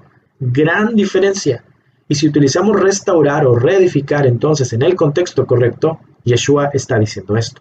Sobre esta roca, sobre la declaración de que Yeshua es el Mesías, el Hijo del Elohim viviente, voy a restaurar a Israel. Y es por eso que él venía a buscar a las ovejas perdidas de la casa de Israel, porque las ovejas de la casa de Judá ahí las tenía, no las tenía que andar buscando. Juan 10:14. Yo soy el buen pastor, conozco a mis ovejas y ellas me conocen a mí. Tengo otras ovejas que no son de este redil y también a ellas debo traerlas. Así ellas escucharán mi voz y habrá un solo rebaño y un solo pastor. Y por eso envió también a sus discípulos a buscar a las ovejas perdidas. Mateo 10:6. Sino vayan antes a las ovejas perdidas de la casa de Israel y yendo prediquen diciendo el reino de los cielos se ha acercado. Y sus discípulos tuvieron problemas para identificar quiénes eran las ovejas perdidas cuando predicaban, hasta que vino Pablo y reveló la clave. Romanos 9:24. Esos somos nosotros, a quienes Elohim llamó no solo de entre los judíos, sino también de entre los gentiles. Así lo dice Elohim en el libro de Oseas: llamaré mi pueblo a los que no son mi pueblo, y llamaré mi amada a la que no es mi amada. Y sucederá que en el mismo lugar donde se les dijo, ustedes no son mi pueblo, serán llamados hijos del Elohim viviente. Este verso es súper importante. Por sí solo, este pasaje puede hacernos pensar que Pablo solo habla de los gentiles que han sido salvos. Y esa es la interpretación que le hemos dado por siglos. Sin embargo, ponga en ejercicio todo lo que ha estado aprendiendo hasta este momento. Mire, un gentil en su condición pagana no puede escuchar el mensaje de Yeshua porque no es una oveja. Solo los israelitas son ovejas con la capacidad de oír y obedecer. Por lo tanto, cuando Pablo predicaba a los gentiles, si ellos solo fueran cualquier cosa, no le hubieran entendido nada. Sin embargo, por donde Pablo iba, avivamiento le seguía. Los gentiles hasta quemaban sus libros de brujería cuando eran enfrentados con la verdad de la palabra. Y hoy en día, la gente que dice predicar el evangelio de la gracia que Pablo predicaba, no produce santidad en la gente, produce libertinaje. Preguntémonos entonces, ¿qué cosa sabía Pablo que nosotros no y que nos ha hecho equivocarnos tanto? La respuesta está aquí mismo en el pasaje que acabamos de leer. Pablo está citando a Oseas para mencionar dos cosas específicas que están aquí en verde y en rojo, así que vamos a Oseas para ver de quién se está hablando. Oseas 2:23. La sembraré para mí en la tierra y tendré compasión de la que no recibió compasión. Y diré al que no era mi pueblo, tú eres mi pueblo. Y él dirá, tú eres mi Elohim. Y Oseas 1:9. Y Adonai le dijo, ponle por nombre Lo a mí, porque ustedes no son mi pueblo y yo no soy su Elohim. Pero el número de los hijos de Efraín será como la arena del mar, que no se puede medir ni contar. Y sucederá que en el lugar donde se les dice, ustedes no son mi pueblo, se les dirá hijos del Elohim viviente. Y los hijos de Judá y los hijos de Efraín se reunirán y nombrarán para sí un solo jefe y subirán de la tierra porque grande será el día de Jezreel. Pablo dijo que esos a los que se les había llamado no son mi pueblo, son los gentiles a los que él les estaba predicando. Y para comprobarlo citó a Oseas, quien claramente está hablando de la casa de Efraín. Así que, o los gentiles que hemos oído y atendido el mensaje somos las ovejas perdidas de la casa de Israel, la casa de Efraín que está dispersa en las naciones, o toda la teología del Nuevo Testamento está mal. Esta es la razón, hermanos, por la cual Pablo era tan efectivo y por la cual en estos días también, cuando el Ruach nos está dando sabiduría para comprender de verdad la Escritura, la gente no solo viene a Yeshua, sino que abraza la identidad que realmente tenemos, porque los que somos gentiles en cuanto a la carne, pero que de forma sobrenatural pudimos oír la voz de nuestro pastor, entendemos que somos ovejas israelitas de la casa de Efraín. Nadie nos obliga a guardar la Torá, sino que entendemos que somos hijos de Elohim y porque lo amamos, queremos vivir en sus ordenanzas. Sabemos muy bien que Él nos llamó por su gracia a que vivamos una vida santa, y la santidad significa apartarnos del mundo y seguir sus instrucciones. No es una imposición, es un deleite. Las raíces hebreas no son una denominación cristiana ni un movimiento espiritual pasajero. Esto es el cumplimiento de la profecía más grande de todos los tiempos, y si usted está abriendo los ojos a la verdad, usted es parte esencial de este cumplimiento. El motivo de que Efraín fuera enviado a las naciones para que se hiciera como los gentiles, aun siendo una oveja, es para que los gentiles pudieran ser salvos. Si solo Israel está predestinado para salvación, pero los gentiles también la iban a alcanzar, tenía que ser porque Israel se haría como los gentiles. A Efraín se le ha llamado la plenitud de los gentiles. Entonces, cuando un gentil oye el mensaje de Yeshua y se arrepiente, es porque es parte de la casa de Efraín. Esta es la verdad más preciosa que le puedo decir, hermano. Hagamos un paréntesis. Por este motivo es que Pablo es el instrumento escogido, porque él sería quien iba a descubrir el misterio de cómo los gentiles pueden ser parte del pueblo de Elohim si se supone que no son israelitas y por ende no son ovejas. Siempre me llamó la atención que Yeshua se expresara tan altamente de Pablo, y luego al parecer Pablo solo predicaba que no guardáramos la ley para no caer en maldición y que somos salvos por gracia. No sé usted, pero a mí me pareció un desperdicio de las capacidades de un rabino graduado el mejor de su clase y estudiado a los pies de Gamaliel. Creía yo que entendía lo que Pablo decía, pero luego me topé con Pedro, quien me dio en la cabeza diciéndome que si yo no leo el Tanaj y luego creo entender a Pablo, soy un ignorante. Segunda de Pedro 3:15. Nuestro amado hermano Pablo les ha escrito según la sabiduría que se le ha dado. Él habla de estas cosas en todas sus cartas, en las cuales hay algunas cosas difíciles de entender que los indoctos y los inconstantes tuercen, como lo hacen también con las otras escrituras, para su propia destrucción. Así que ustedes, amados, ya que saben esto de antemano, tengan cuidado, no vaya a hacer que se desvíen por el engaño de los sin ley y caigan de su firmeza. Pablo es el único escritor que viene con advertencia para los que lo están leyendo. Ahí está. Pedro dice claramente que los escritos de Pablo son difíciles y que los indoctos, es decir, la gente ignorante, y los inconstantes tuercen. Y eso lo decía en el primer siglo, cuando aún tenían las mismas costumbres y el mismo contexto. Imagínese lo fácil que es torcer a Pablo el día de hoy. Dice Pedro también que esas personas tuercen las demás escrituras, lo que significa que para poder entender a Pablo necesitamos entender primero el Tanaj, o sea, la Torá, los profetas y los escritos, lo que usted le conoce como Antiguo Testamento. Quienes no hagan eso se desviarán en el error de los sin ley, es decir, los inicuos, los malvados, los libertinos, los que dicen que ya no están bajo la ley, y caerán de su firmeza, es decir, perderán la gracia.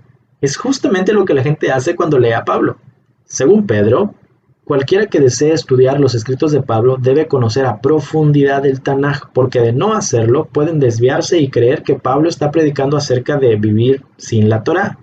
Justamente eso es lo que el cristianismo ha hecho. Toda la teología del reemplazo está basada en una mala interpretación de las cartas de Pablo, porque han tratado de entender el Tanaj, al que le pusieron Antiguo Testamento, a la luz de Pablo y no como debe ser, que es al revés. Pablo y todo el Brit Hadashah, el Nuevo Testamento, debe ser interpretado a la luz de la Torá y del Tanaj. No podemos tratar de entender el final del libro sin haber leído primero el principio. Así que por ese motivo es que todo este mensaje ha sido largo y lleno de fundamento histórico bíblico, porque solamente así usted comprenderá las bases de todo lo que Pablo predicaba, y entonces por fin sabrá cuál era el mensaje que el apóstol Pablo estaba diciendo y que Yeshua le reveló, ese mensaje de la identidad y el regreso de las ovejas perdidas de la casa de Efraín. Volvamos al tema original.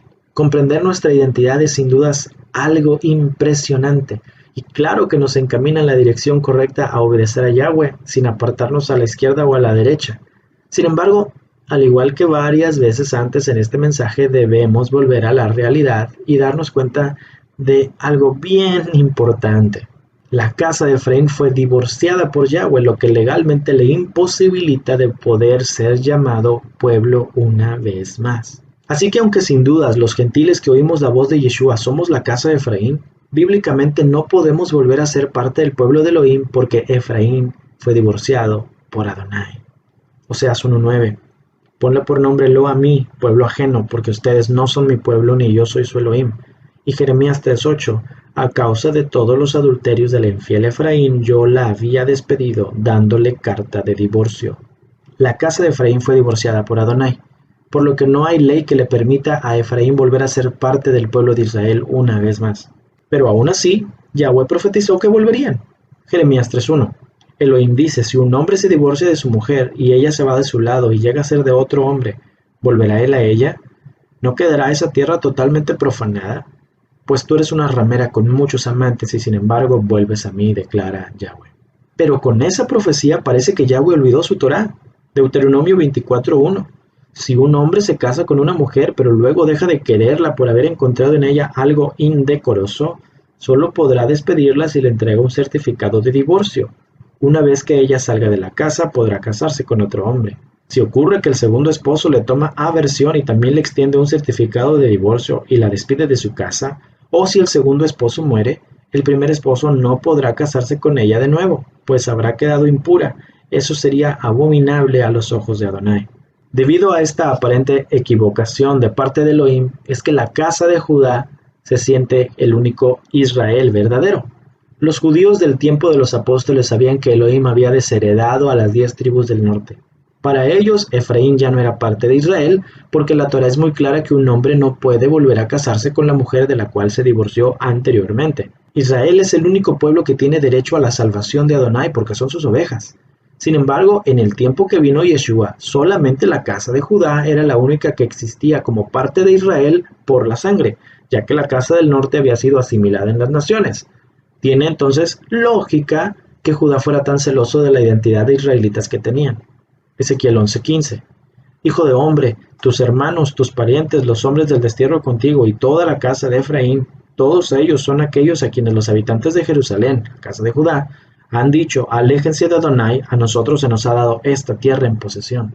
Pero sabe, aún así, existía un conocimiento de las tribus perdidas entre los líderes judíos. Vamos a ver lo que dice Flavio Josefo, un historiador del siglo I. Antigüedades de los Judíos, tomo 11, capítulo 5. Porque solo hay 2 tribus en Asia y Europa sujetas a los romanos, que son Judá y Benjamín, mientras las 10 tribus están más allá del Éufrates hasta ahora y son una multitud inmensa, no han de ser estimadas en números. Y el Talmud babilónico Sanedrín 110b dice una discusión entre 2 rabinos. El rabino Akiva dice, las 10 tribus del norte no volverán, ya que se dice, y los echó a otra tierra, como es este día, igual como el día se va y no vuelve, así también ellos se fueron y no volverán. Y el rabino Eliezer dice, como este día, cuando el día se oscurece y luego vuelve la luz, así también las 10 tribus, cuando se oscureció para ellos, así también volverá la luz para ellos. Y no se ponían de acuerdo entonces en si era posible volver o no volver para las tribus del norte. Judá obligaba a todo extranjero que quería ser parte de Israel a seguir los ritos tradicionales que ellos les imponían y que no vienen en la Torá. Fue en ese tiempo que el Mesías vino al mundo. Los judíos creían que solo ellos eran Israel y ya que Efraín había perdido su identidad por asimilarse entre los gentiles. Para Judá, Efraín era el pueblo gentil.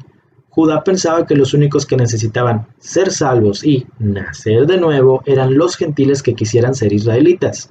Y por israelitas se referían a convertirse al judaísmo. Estaban muy errados. A los extranjeros que se unían al judaísmo les decían prosélitos y aún ellos eran considerados como ciudadanos de segunda clase en comparación con los judíos por sangre. Mateo 23:15. Hay de ustedes, escribas y fariseos hipócritas, porque recorren mar y tierra para ser un prosélito y una vez hecho le hacen 2 veces más hijo del infierno que ustedes.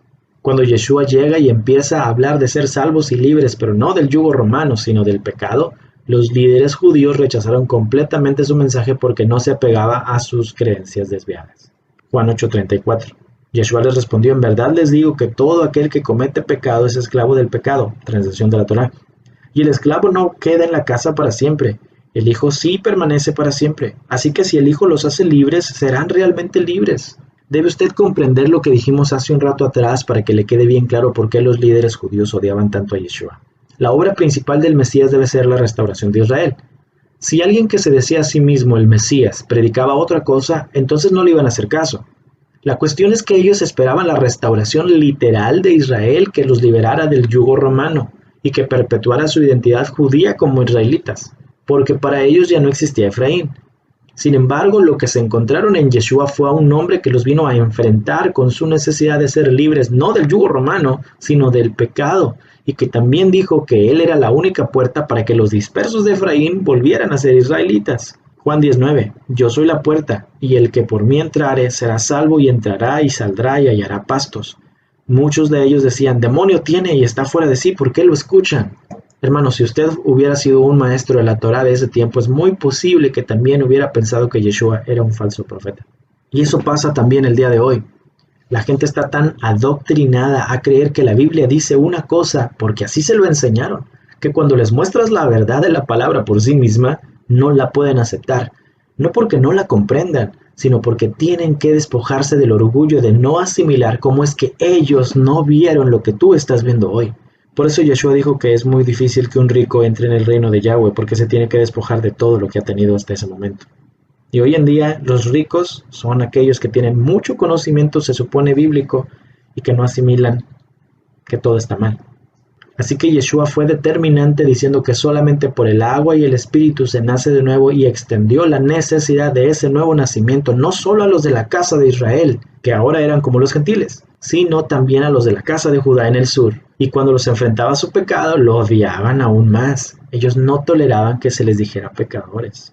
Ofendidos, porque no querían compartir el título de hijos de Elohim, que para ellos era por nacionalidad, la casa del sur ejecutó a Yeshua, pero no entendieron que al matarlo estaban cumpliendo la voluntad escrita de Adonai. Y una nota muy importante: la casa del norte también contribuyó a la muerte de Yeshua, ya que estaban representados en los romanos que lo estaban clavando. Juan 19:10. Entonces le dijo Pilato, que era un romano: ¿a mí no me hablas? ¿No sabes que tengo la autoridad para crucificarte y que tengo autoridad para soltarte?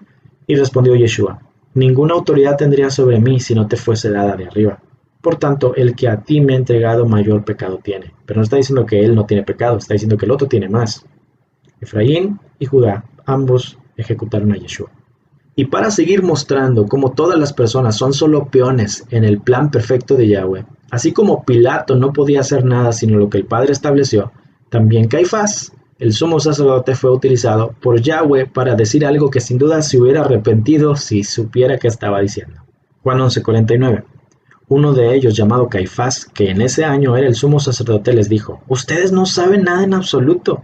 ¿No entienden que les conviene más que muera un solo hombre por el pueblo y no que perezca toda la nación? Pero esto no lo dijo por su propia cuenta, sino que como era el sumo sacerdote ese año, profetizó que Yeshua moriría por la nación judía. Y no solo por esa nación, sino también por los hijos de Elohim que estaban dispersos, la casa de Efraín, para congregarlos y unificarlos. Entonces, ¿cómo puede la casa de Efraín volver a ser rebaño de Israel si para que así sea, aparentemente se tiene que romper la Torá? ¿Acaso Elohim realmente se equivocó en su profecía? Este, hermanos, ha sido el mayor misterio de la historia, y la gran mayoría de los cristianos y los judíos ignoran de su existencia, y los que sí saben que es un problema no han podido resolverlo. Los mismos profetas desearon conocer la respuesta y no la encontraron. Mateo 13:17, les digo la verdad, muchos profetas y justos quisieron ver lo que ustedes están viendo, pero no lo vieron. Y también quisieron oír lo que ustedes oyen, pero no lo oyeron. Y estas palabras de Yeshua, escúchelas, porque las está diciendo para usted en este momento. Pero entonces vino el instrumento escogido, Saulo de Tarso, y dijo esto. Romanos 7:1. Hermanos, ustedes que conocen la Torá, ¿no saben que la Torá tiene dominio sobre el hombre mientras éste vive? Por ejemplo, la mujer casada está ligada por la Torá a su esposo mientras éste vive, pero si su esposo muere, ella queda libre del compromiso legal del esposo. Por lo tanto, si ella se une con otro hombre mientras vive su esposo, se la declarará adúltera. Pero si su esposo muere, ella queda libre de ese compromiso legal, y si se une con otro esposo, no es adúltera. Entonces, analicemos esto. ¿Quién era el esposo de Efraín? Yahweh. ¿Por cuál motivo se divorció de la casa del norte? Por adulterio. Según la Torá, ¿podía una mujer divorciada regresar con su primer esposo luego de estar casada con otro? No, no podía. Entonces, según Romanos 7, ¿cuál es la única forma en que una mujer pueda librarse del delito de adulterio? Que su primer esposo se muera. El esposo murió por su esposa. Cuando Yeshua murió en el madero, lo hizo para liberar a su esposa adúltera del pecado y de la condenación. Romanos 5:6. Porque mientras estábamos desvalidos, el Mesías a su debido tiempo murió por los impíos. Ahora bien, es un evento raro el que alguien ponga su vida por alguien justo. Quizás por una persona verdaderamente buena uno tendría el valor de morir, pero Yahweh demuestra su propio amor por nosotros en que, aun siendo pecadores, el Mashiach murió por nosotros. Sin embargo, según la Torá, no hay ningún sacrificio que requiera la resurrección del animal muerto, ya que el perdón de los pecados está en la sangre, no en la respiración. Levítico 17:11. Porque la vida de la carne en la sangre está, y yo se las he dado para hacer expiación sobre el altar por sus almas, y la misma sangre hará expiación de la persona. Entonces tenemos que preguntarnos, ¿para qué resucitó Yeshua? Para crear un esposo elegible para casarse con su novia. Romanos 7:4. Así también ustedes, hermanos míos, han muerto a la Torá mediante el cuerpo del Mesías, para que sean del otro, del que resucitó de los muertos, a fin de que llevemos fruto para Elohim. Así que volvamos a la pregunta inicial de este súper larguísimo punto. ¿Cómo puedo ser salvo? La respuesta rápida fue: seremos salvos cuando seamos hebreos. Pero las implicaciones de ser un hebreo son tan extensas que, debido a no haberlas tenido en cuenta, es que nuestras vidas han estado regidas no por la autoridad de la Biblia, sino por la adulteración motivada por el ruach del antimesías, que nos ha tenido creyendo y predicando la teología del reemplazo. Yeshua dijo que para poder cruzar de la muerte a la vida había que oír su palabra, creer en quien le envió y seguirle. Hoy que usted ya ha asimilado eso, puede decir con firmeza que usted es un hebreo, y eso, implicando todo lo ya aprendido, le muestra que usted es un hijo de Elohim. Así que dígalo fuerte conmigo: yo soy una oveja, un israelita de la casa de Efraín, un hebreo, un hijo de Elohim. Esa es su identidad. Efraín, alaba a tu creador. Bajo la autoridad de Yeshua el Adón, hoy vengo y estoy de pie. Su preciosa sangre por mí vertió, ya puedo yo volver. Yo soy Efraín y con Judá hoy tengo una identidad. Mi vida está fundada en la Torah, vivo bajo su autoridad. Por tanto tiempo sin consuelo lloré, Yahweh se divorció de mí. A las naciones fui y me asimilé, ya no sabía ni quién fui. Pero el día llegó y su dulce amor lejos fue y me rescató. Toda mi maldad la desarraigó, en su olivo me injertó. Bajo la autoridad de Yeshua el Adón, hoy vengo y estoy de pie. Su preciosa sangre por mí vertió, ya puedo yo volver. Yo soy Efraín y con Judá hoy tengo una identidad.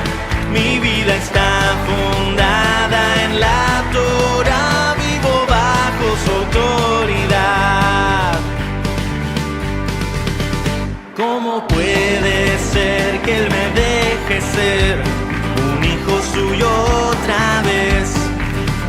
Luego que me fui y lo rechacé, no lo puedo comprender. Mas le oí decir que yo, Efraín, soy un niño encantador. Me dio su perdón, me mostró favor y por siempre le daré mi amor.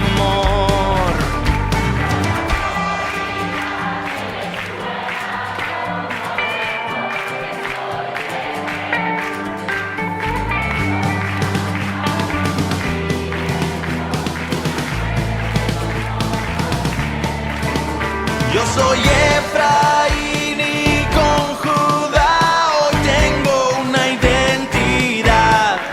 Mi vida está fundada en la Torah, vivo bajo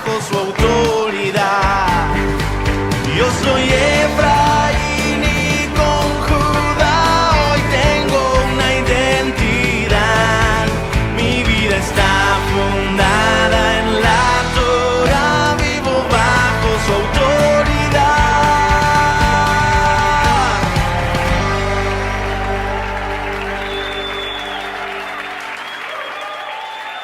Sin embargo, las cosas no terminan allí, ya que recordemos que el propósito principal del Mesías es la restauración de Israel. Por lo tanto, hay necesidad de saber cómo es que redimen no solo a Efraín, sino también a Judá. Para eso vamos a ver las palabras de Pablo referente al objetivo de su ministerio. Segundo a los Corintios 5:18. Y todo esto proviene de Elohim, quien nos reconcilió consigo mismo por medio del Mashiach, y nos ha confiado el ministerio de la reconciliación, y es este, que mediante el Mashiach, Elohim estaba reconciliando al mundo consigo mismo, sin tomarles en cuenta sus transgresiones, y a nosotros nos encomendó el mensaje de la reconciliación, está hablando de él. Así que somos embajadores en nombre del Mashiach, y como Elohim les exhorta por medio nuestro, rogamos en el nombre del Mesías, reconcíliense con Elohim. Romanos 5:10. Pues, si cuando éramos enemigos la muerte de su Hijo nos reconcilió con Elohim, con mucha más razón ya reconciliados nos salvará su vida. Y no solo eso, sino que estamos orgullosos de Yahweh gracias a nuestro Maestro Yeshua el Mesías, por cuyo medio hemos recibido ahora la reconciliación. Fue a través del ministerio de la reconciliación que Pablo fue enviado a traer de regreso al reino de Efraín en unidad con el reino de Judá. Obviamente esto era demasiado difícil, ya que los judíos habían hecho una gran división entre ellos y Efraín al hacer todas las leyes orales agregadas a la Torá. Y no solo eso, sino que los judíos literalmente habían hecho una barrera en el atrio del templo donde los gentiles prosélitos no podían cruzar. Pablo tomó esta imagen justamente y la utiliza para hablar de la ley oral judía. Efesios 2:12. En aquel tiempo estaban ustedes sin el Mesías, alejados de la ciudadanía de Israel y ajenos a los pactos de la promesa, sin esperanza y sin Elohim en el mundo. Pero ahora en Yeshua HaMashiach, ustedes que en otro tiempo estaban lejos, han sido hechos cercanos por medio de la sangre del Mesías. Porque Él es nuestra paz, que de ambos pueblos, el judío y el gentil, Judá y Efraín, hizo uno, derribando la pared intermedia de la separación. ¿Ve la imagen que vimos? La pared intermedia de la separación. Aboliendo en su carne las enemistades, porque estaban peleados los dos pueblos, la ley de los mandamientos expresados en ordenanzas, para crear en sí mismo de los dos un solo y nuevo hombre, haciendo la paz, y mediante el madero reconciliar con Elohim a ambos en un solo cuerpo, matando en ella las enemistades. Pablo lo que está diciendo es que las enemistades entre Judá y Efraín y de ambas con Elohim son la ley de los mandamientos expresados en ordenanzas. Esto no es la Torá, son las leyes orales judías. Yeshua no vino a abolir la Torá, claro que no. Pero Adonai había dicho esto, Deuteronomio 12:32, todo lo que yo les estoy ordenando ustedes tendrán cuidado de hacer, no añadan ni subtraigan de ello. Por eso le digo que Yeshua vino a abolir las leyes orales, porque aquí dice que no quería Adonai que le agregaran cosas a la Torá. Judá le añadió a la Torá y Efraín le quitó el valor, y es lo mismo que pasa el día de hoy. Los judíos le añaden las leyes orales rabínicas y el cristiano, que es la casa de Efraín, la ignora totalmente. Sea como sea, es pecado. Y por eso es que era necesario que el Mesías viniera a reconciliar a las dos casas, ya que no solo Efraín necesitaba ser redimido del pecado.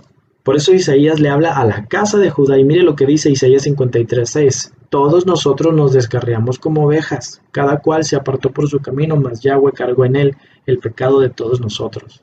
Y también por ese motivo es que Pablo dice en Gálatas que todo el que se desvía de la Torá para seguir las obras de la ley, que son las leyes orales judías, es maldito. Ya lo vimos hace un rato atrás también. Gálatas 3:10, ya que todos los que dependen de las obras de la ley están bajo maldición, pues escrito está: maldito todo aquel que no permanece en todas las cosas de la Torá para hacerlas y se desvía a las tradiciones rabínicas. Parafraseando un poquitito. Romanos 3:9, ya hemos acusado a judíos y a gentiles que todos están bajo pecado, como está escrito: no hay justo ni aun uno. No hay quien entienda, no hay quien busque Elohim, todos se desviaron, a una se hicieron inútiles, no hay quien haga lo bueno, no hay ni siquiera uno. Romanos 9:30, ¿qué pues diremos? ¿Que los gentiles que no iban tras la justicia han alcanzado la justicia, es decir, la justicia que es por fe? Mas Israel, que iba tras una ley de justicia, no la alcanzó. ¿Por qué? Porque iban tras ella no por fe, sino como por las obras de la ley, por eso tropezaron en la piedra de tropiezo. Este versículo ha sido muchas veces utilizado para hablar en contra de los judíos y jactarnos como cristianos de que los gentiles sí alcanzaron justicia y ellos no. Sin embargo, veamos profundamente lo que dice. Menciona que los gentiles no íbamos tras la justicia, lo que confirma que Efraín se desvió de la Torá. Y luego abajo dice que los judíos sí iban tras la ley de la justicia, pero que la estuvieron siguiendo de manera rigorista por obligación y no por amor, es decir, con las obras de la ley, y por eso se tropezaron, por lo cual tanto Efraín como Judá somos pecadores. Romanos 11:11. Digo pues, ¿han tropezado los de Israel, se refiere a la casa de Judá, para que cayesen? En ninguna manera, pero por su transgresión vino la salvación a los gentiles, la casa de Efraín, para provocarles a celos. Porque no quiero, hermanos, que ignoren este misterio, para que no sean arrogantes en cuanto a ustedes mismos, que le ha acontecido a Israel, a la casa de Judá, endurecimiento en parte, hasta que haya entrado la plenitud de los gentiles, Melohajim, la casa de Efraín, y luego todo Israel, las 12 tribus, serán salvos. Es bien importante que entienda, se fije cómo a veces la palabra Israel se refiere a los judíos y a veces se refiere a las 12 tribus, pero si no sabemos esto, vamos a leer pésimo la Biblia, pero creo que ahora ya lo empieza a comprender mejor. Cuando las dos casas, Efraín y Judá, hayan sido reconciliadas en una sola nación, todo Israel será salvo. Y esto está escrito y es el motivo por el cual Yeshua vino a morir y a resucitar y por el cual va a volver una segunda ocasión. Pero entonces, ¿cómo es que pueden volver a ser uno las dos casas de Efraín y de Judá? Vamos a leer Ezequiel. Ezequiel 37:16. Tú, hijo de hombre, toma una vara y escribe sobre ella para Judá y los hijos de Israel sus compañeros. Toma después otra vara y escribe sobre ella para José, vara de Efraín, y toda la casa de Israel sus compañeros. Luego, únelas una con la otra para que sean una sola y serán una sola en tu mano. Ezequiel 37:18.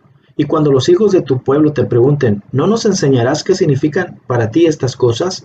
Les dirás que así ha dicho Adonai Yahweh. Miren, yo tomo a la vara de José, que está en la mano de Efraín, y a las tribus de Israel sus compañeros, y los pondré junto con la vara de Judá, y las haré una sola vara, y serán una sola en mi mano. Ezequiel 37:20.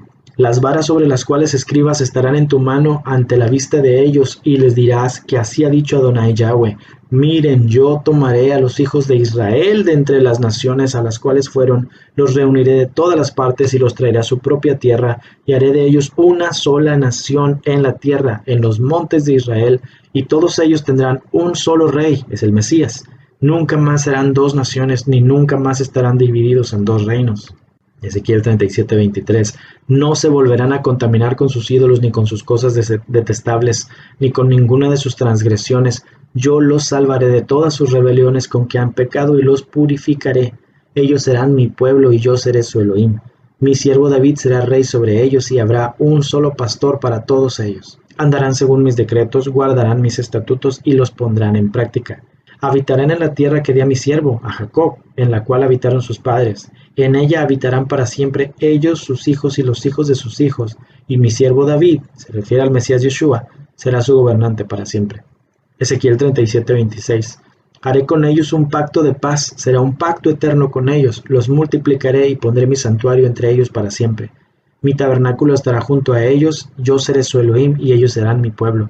Y cuando mi santuario esté en medio de ellos para siempre, sabrán las naciones que yo, Yahweh, santifico a Israel. El único enfoque de Yeshua al traer la restauración de Israel es que todos los israelitas tengamos la misma fe, y esa es la fe de Abraham, es decir, la obediencia de Abraham. Considere esto. A Yeshua no le importaba el linaje físico de una persona para considerarlo hijo de Abraham. Lo único que determina si somos hijos de Abraham y por ende hijos de la promesa es hacer las obras de Abraham. Mateo 3:8. Hagan pues frutos dignos de arrepentimiento y no piensen decir dentro de ustedes mismos, a Abraham tenemos por padre, porque yo les digo que Elohim puede levantar hijos de Abraham aún de las piedras. Y Génesis 26:5 dice, por cuanto oyó Abraham mi voz y guardó mi precepto, mis mandamientos, mis estatutos y mis leyes. Gálatas 3:8. Y la Escritura, previendo que Elohim había de justificar por la fe a los gentiles, dio de antemano la buena nueva a Abraham, diciendo, en ti serán benditas todas las naciones. De modo que los de la fe son bendecidos con el creyente Abraham. Entonces, si Abraham obedecía la Torá y solo haciendo lo que Abraham hacía es que podemos llamarnos sus hijos, quiere decir que no todos los que se dicen hijos de Abraham son realmente sus hijos. Mire lo que dijo Yeshua, Juan 8:39. Respondieron y le dijeron: nuestro padre es Abraham. Y Yeshua les dijo: si fueran hijos de Abraham, las obras de Abraham harían. Una vez más lo digo, el enfoque de Yeshua era restaurar el reino de Israel como uno solo, pero no solo unirlos físicamente, sino unificarlos en la fe de Abraham y en la obediencia al Padre. No hay mayor diferencia en de qué tribu podamos ser. Por eso vemos a Pablo diciendo esto. Primera Timoteo 1:4. Ni presten atención a fábulas y genealogías interminables que acarrean disputas, más bien que edificación de Elohim, que es por fe. Así te encargo ahora. Y Santiago 2:21 dice: ¿no se justificó por las obras nuestro padre Abraham cuando ofreció a su hijo Isaac sobre el altar? ¿Ves que la fe actuaba juntamente con sus obras y que la fe quedó complementada por las obras? Y se cumplió la escritura que dice: Abraham le creyó a Yahweh y se le contó por justicia, y lo llamaron amigo de Elohim. Ya ven ustedes que al hombre se lo justifica por las obras y no solamente por la fe. Podemos ver entonces que la genealogía de una persona no determina su salvación. Es bien importante que lo tenga claro, porque hoy en día le dicen que usted viene de ser judío por tal cosa nada más porque según su apellido es Pérez o Martínez, pero son apellidos patronímicos que son demasiado genéricos como para poder realmente saber si usted tiene un ascendente en común con un judío de hace 500 años atrás. No estoy diciendo que usted no puede tener raza judía, le estoy diciendo que si se enfoca tanto en eso, cumple lo que la escritura dice, que es gente que se sale de la doctrina verdadera para irse a fábulas y buscar genealogías. Eso no es lo que Adonai quiere de usted, entienda. La identidad de la casa de Efraín no tiene que ver con una sangre, tiene que ver con una predestinación desde antes del principio de los tiempos. Nosotros somos gentiles en cuanto a la carne. Es posible que algunos de nosotros tengamos a lo mejor sangre judía, tal vez sí, pero eso no es el enfoque, porque aún los judíos que no guardan la Torá no son hijos de Abraham. Hijo de Abraham es todo aquel que guarda los mandamientos de Adonai. ¿Quedó claro?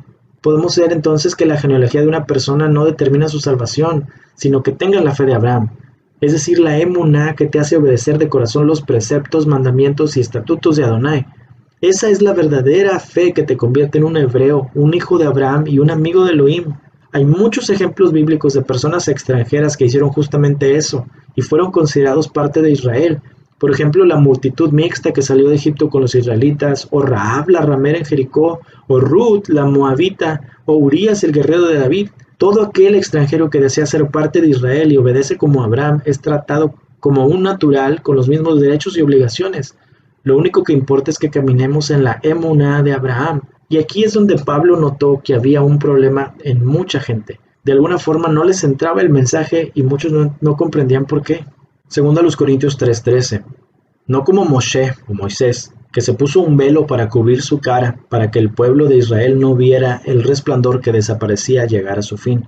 Lo que es más, sus mentes se embotaron porque hasta el día de hoy, cuando leen el Tanaj, este mismo velo permanece sobre ellos. No ha sido desvelado porque solo por el Mesías desaparece. Sí, hasta hoy, siempre que leen a Moisés, el velo permanece sobre sus corazones. La Torá dice, pero siempre que alguno vuelve a Yahweh, el velo desaparece.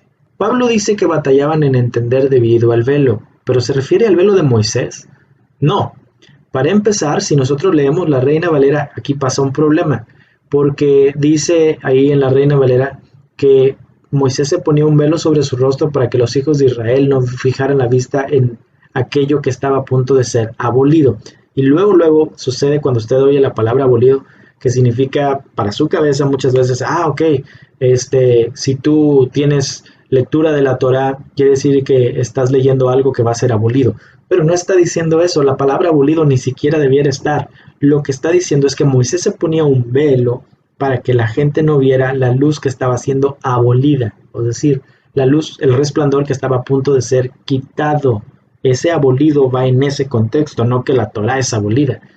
¿Ok? ¿Quedó claro? Lo explico porque no quiero que lo tenga usted en su cabecita. Pero eso no es lo importante, eso no es el tema del cual estamos hablando, solamente no quiero que tenga eso aquí. Eso nada más era una aclaración para que sus ojos no se vayan por donde no deben irse. Lo importante del caso es que Moisés le dio al pueblo de Israel la Torá cuando todavía no se había puesto el velo. Éxodo 34:29. Cuando Moisés bajó del monte Sinaí, llevaba consigo las 2 tablas. Moisés no se daba cuenta de que por haber hablado con Elohim la piel de su rostro estaba brillando. Cuando Aarón y todos los israelitas vieron que la piel de Moisés estaba brillando, les dio miedo acercarse. Entonces Moisés los llamó y Aarón y todos los líderes del pueblo fueron a donde él estaba. Moisés habló con ellos y luego todo el pueblo de Israel se acercó. Moisés les dio los mandamientos que Adonai le había dado en el monte Sinaí. Y cuando Moisés terminó de hablarles, se cubrió la cara con un velo. Pero volvamos a ver el verso 14 del pasaje anterior para que lo pueda comprobar. Segundo a los Corintios 3:14. Pero sus mentes estaban enceguecidas, puesto que hasta el día de hoy permanece el mismo velo sin quitar al leer el Tanaj, velo que es quitado por el Mesías. Mas hasta este día, cuando la Torá se lee, el velo está sobre su corazón. Hermanos, no fue el velo de Moisés el que los encegueció. Pablo está mostrando que cuando la Torá era leída, ese mismo velo venía sobre sus corazones, igual que cuando los comenzó a cubrir en el año 722 AC. Lamentaciones 3:65. Quítales la capacidad de entender y haz caer sobre ellos tu maldición. Pablo, quien conocía muy bien la Torá y los profetas, para que lo entienda bien clarito, no se está diciendo que perder la capacidad de comprender y aceptar la verdad es resultado de que ha caído la maldición de la Torá sobre nosotros. A eso también se le llama la ley del pecado y de la muerte.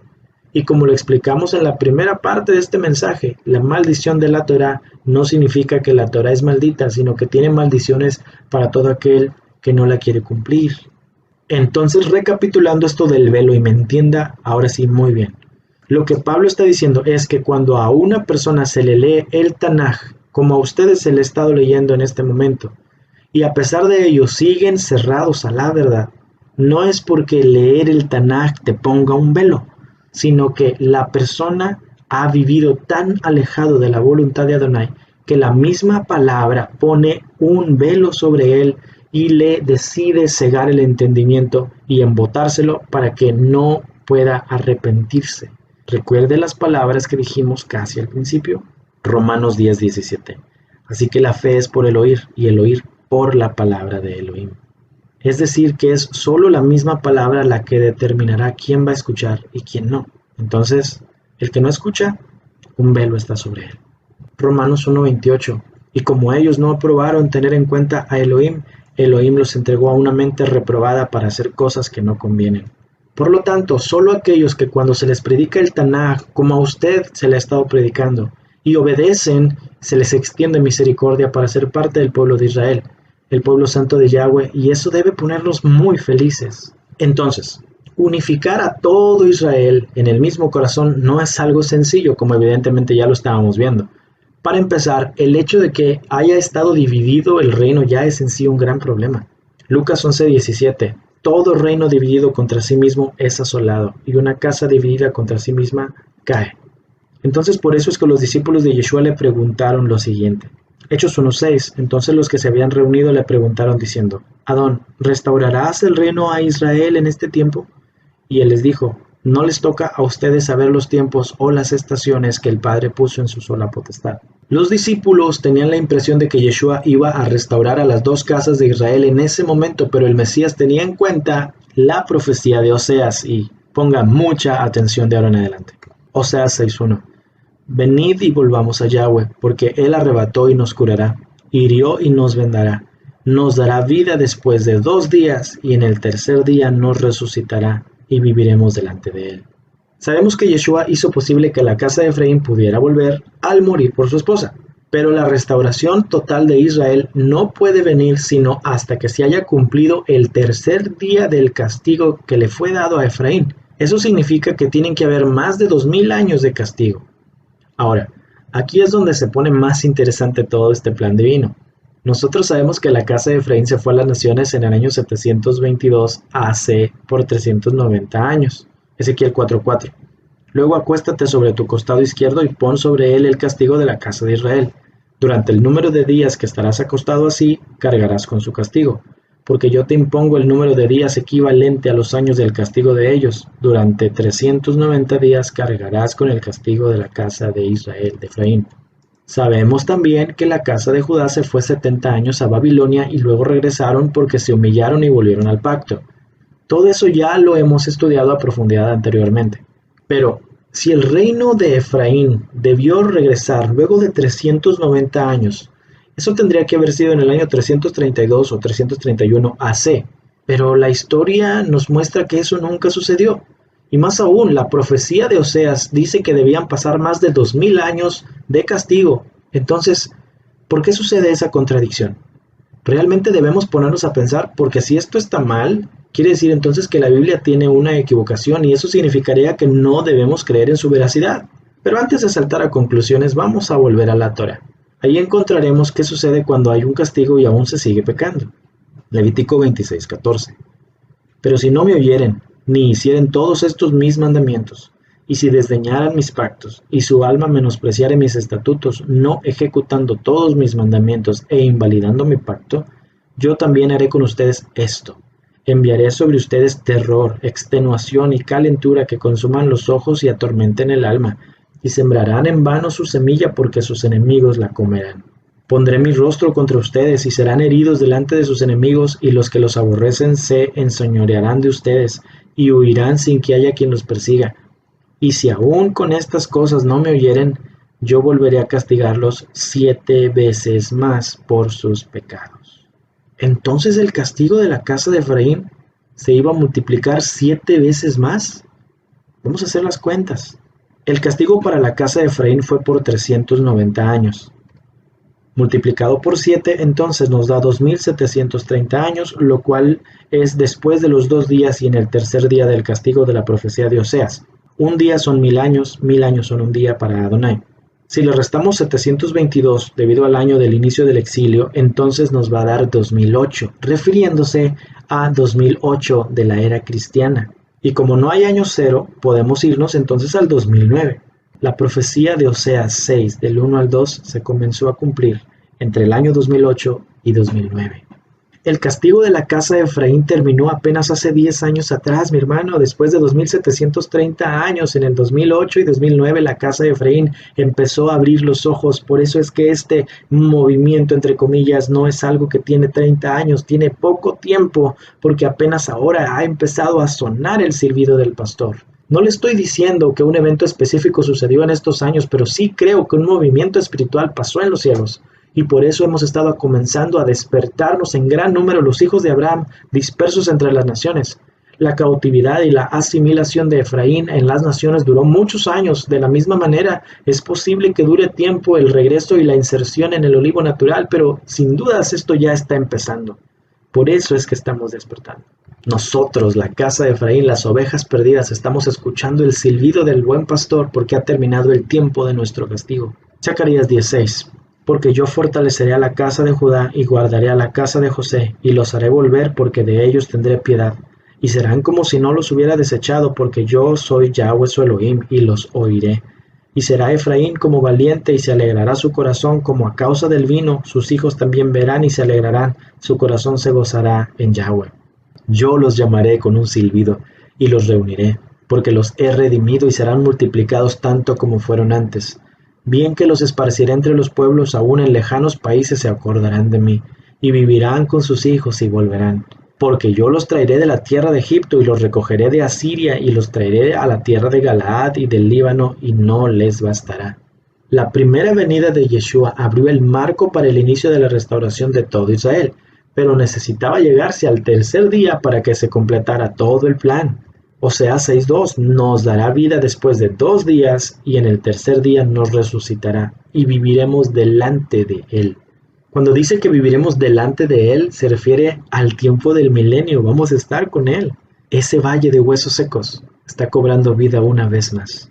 Ezequiel 37:1, la mano de Yahweh vino sobre mí, me llevó fuera por el espíritu de Yahweh y me puso en medio de un valle que estaba lleno de huesos.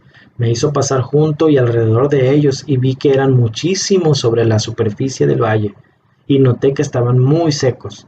Y entonces me preguntó, hijo de hombre, ¿vivirán estos huesos? Y le respondí, Adonai, Yahweh, tú lo sabes. Ezequiel 37:4. Entonces me dijo, profetiza a estos huesos y diles, huesos secos, oigan la palabra de Yahweh. Así ha dicho Adonai, Yahweh, a estos huesos, yo hago entrar espíritu en ustedes y vivirán. Pondré tendones sobre ustedes, haré subir carne sobre ustedes, los cubriré de piel y pondré espíritu en ustedes y vivirán, y sabrán que yo soy Yahweh. Así que profeticé como se me ordenó, y mientras yo profetizaba hubo un ruido, y ocurrió un temblor, y los huesos se juntaron, y cada hueso con su hueso. Miré y vi que subían sobre ellos tendones y carne, y la piel se extendió por encima de ellos, pero no había espíritu en ellos. Ezequiel 37:9. Entonces me dijo, profetízale al Ruach, profetiza, oh hijo de hombre, y dile al aliento que así ha dicho Adonai Yahweh. Oh aliento, ven desde los 4 vientos y sopla sobre estos muertos para que vivan. Profeticé como se me había mandado, y el aliento entró en ellos y cobraron vida y se pusieron de pie, un ejército grande en extremo, y mire lo que sigue. Luego me dijo, hijo de hombre, estos huesos son toda la casa de Israel. Ellos dicen, nuestros huesos se han secado, se ha perdido nuestra esperanza, somos del todo destruidos. Ezequiel 37:12. Por tanto profetiza y diles que así ha dicho Adonai Yahweh. Mira, pueblo mío, yo abriré los sepulcros de ustedes, los haré subir de sus sepulcros y los traeré a la tierra de Israel. Y sabrán que yo soy Yahweh cuando yo abra sus sepulcros y los haga subir sus sepulcros, oh pueblo mío. Pondré mi aliento, mi ruach sobre ustedes y vivirán. Los colocaré en su propia tierra y sabrán que yo, Yahweh, lo dije y lo hice, dice Yahweh. Este es el avivamiento que deberíamos estar predicando, que Yahweh está trayendo de la muerte a la vida a su pueblo para guardar sus mandamientos. Es hermoso, es la razón por la cual nos ha llenado de su ruach Kodesh. Deuteronomio 31. Y sucederá que cuando todas estas cosas hayan venido sobre ti, la bendición y la maldición que he puesto delante de ti, y tú las recuerdes en todas las naciones donde Adonai tu Elohim te haya desterrado, y vuelvas a Adonai tu Elohim, tú y tus hijos, y le obedezcas con todo tu corazón y con toda tu alma, conforme a todo lo que yo te ordeno hoy, entonces Adonai tu Elohim te hará volver de tu cautividad y tendrá compasión de ti, y te recogerá de nuevo de entre todos los pueblos a donde Adonai tu Elohim te haya dispersado. Si tus desterrados están en los confines de la tierra, de allí Adonai tu Elohim te recogerá, y de allí te hará volver. Y Adonai tu Elohim te llevará a la tierra que tus padres poseyeron, y tú la poseerás, y él te prosperará y te multiplicará más que a tus padres. Miqueas 2:12. Algún día, oh Israel, yo te reuniré, juntaré al remanente que quedó, volveré a reunirlos como ovejas en su redil y como un rebaño en su pastizal. Sí, su tierra se llenará nuevamente de ruidosas multitudes. Jeremías 23:7. Por tanto, he aquí que vienen días, dice Yahweh, en que no dirán más, vive Yahweh que hizo subir a los hijos de Israel de la tierra de Egipto, sino vive Yahweh que hizo subir y trajo la descendencia de la casa de Israel de la tierra del norte, y de todas las tierras a donde yo los había echado, y habitarán en su tierra. Deuteronomio 4:27. Y Yahweh les esparcirá entre los pueblos, y quedarán pocos en número entre las naciones a las cuales los llevará Yahweh. Mas, si desde allí buscaren a Yahweh su Elohim, lo hallarán, si lo buscaren de todo su corazón y de toda su alma. Cuando estuvieren en angustia y les alcanzaren todas estas cosas, si en los postreros días se vuelven a Yahweh su Elohim y oyen su voz, porque Elohim misericordioso es Yahweh su Elohim, no los dejará, ni los destruirá, ni se olvidará del pacto que les juró a sus padres. Estos son los últimos días antes de la segunda venida del Mesías Yeshua, cuando se complete el pacto renovado que prometió en Jeremías y que comenzó a cumplirse con su muerte y su resurrección. Jeremías 31:31. Miren, viene un tiempo, declara Yahweh, cuando haré una nueva alianza, un nuevo pacto, un pacto renovado, con la casa de Efraín y con la casa de Judá. No será como el pacto que hice con sus padres cuando los tomé de la mano para sacarlos de la tierra de Egipto, un pacto que ellos violaron, de modo que yo los rechacé, declara Yahweh. Pero este será el pacto que haré con la casa de Israel, con las 12 tribus, después de aquellos días, declara Yahweh. Pondré mi Torá en su interior y la escribiré en su corazón, y entonces yo seré su Elohim y ellos serán mi pueblo. Ya no necesitarán enseñarse unos a otros y decirse unos a otros, hazle caso a Yahweh, porque todos ellos me harán caso. Desde el más pequeño de ellos hasta el más grande, declara Yahweh, porque yo perdonaré su iniquidad y no me acordaré más de su pecado. Cuando Yeshua vino por primera vez, terminó la primera parte de su trabajo. Luego se fue a preparar lugar para que todos los que iban a escuchar y obedecer su mensaje estuviéramos con él. Eso era del conocimiento general para todo israelita en su tiempo, ya que una boda no era cuestión de un solo día, sino un proceso desde el compromiso oficial hasta el día de la fiesta. Es por eso que es nuestra responsabilidad vivir siendo esa esposa santa y agradable para que cuando venga Él por nosotros podamos vestirnos de lino fino. Apocalipsis 19:7. Gocémonos y alegrémonos y démosle gloria porque han llegado las bodas del Cordero y su esposa se ha preparado. Y a ella se le ha concedido que se vista de lino fino, limpio y resplandeciente, porque el lino fino es las acciones justas de los santos. ¿Cómo anhelo el día que pueda verle? El día que suene su shofar y me llame por nombre como el pastor llama a sus ovejas. Me preparo para ello. Pueblo mío, escucha, oh Shema Israel, las palabras que habla tú Elohe Yahweh. Mi pacto está contigo y serás bendición. Esta tierra te entrego, tú eres mi nación.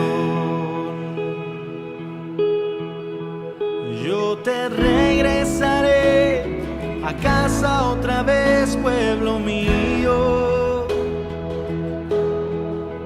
Nunca más vagarás perdido en la oscuridad.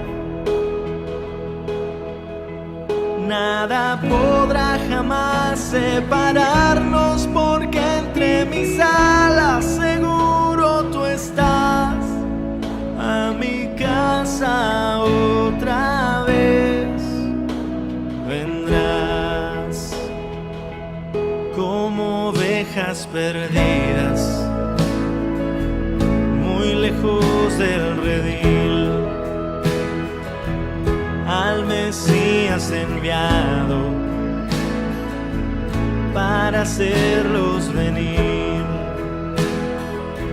Sus silbidos se escuchan, Él es el buen pastor.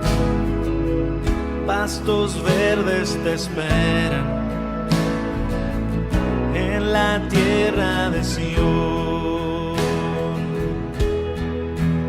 Yo te regresaré a casa otra vez, pueblo mío. Nunca más vagarás perdido en la oscuridad. Nada podrá jamás separarnos, porque entre mis alas seguro tú estás. A mi casa te traeré y oramos por paz, mirando al oriente, anhelando la santa ciudad.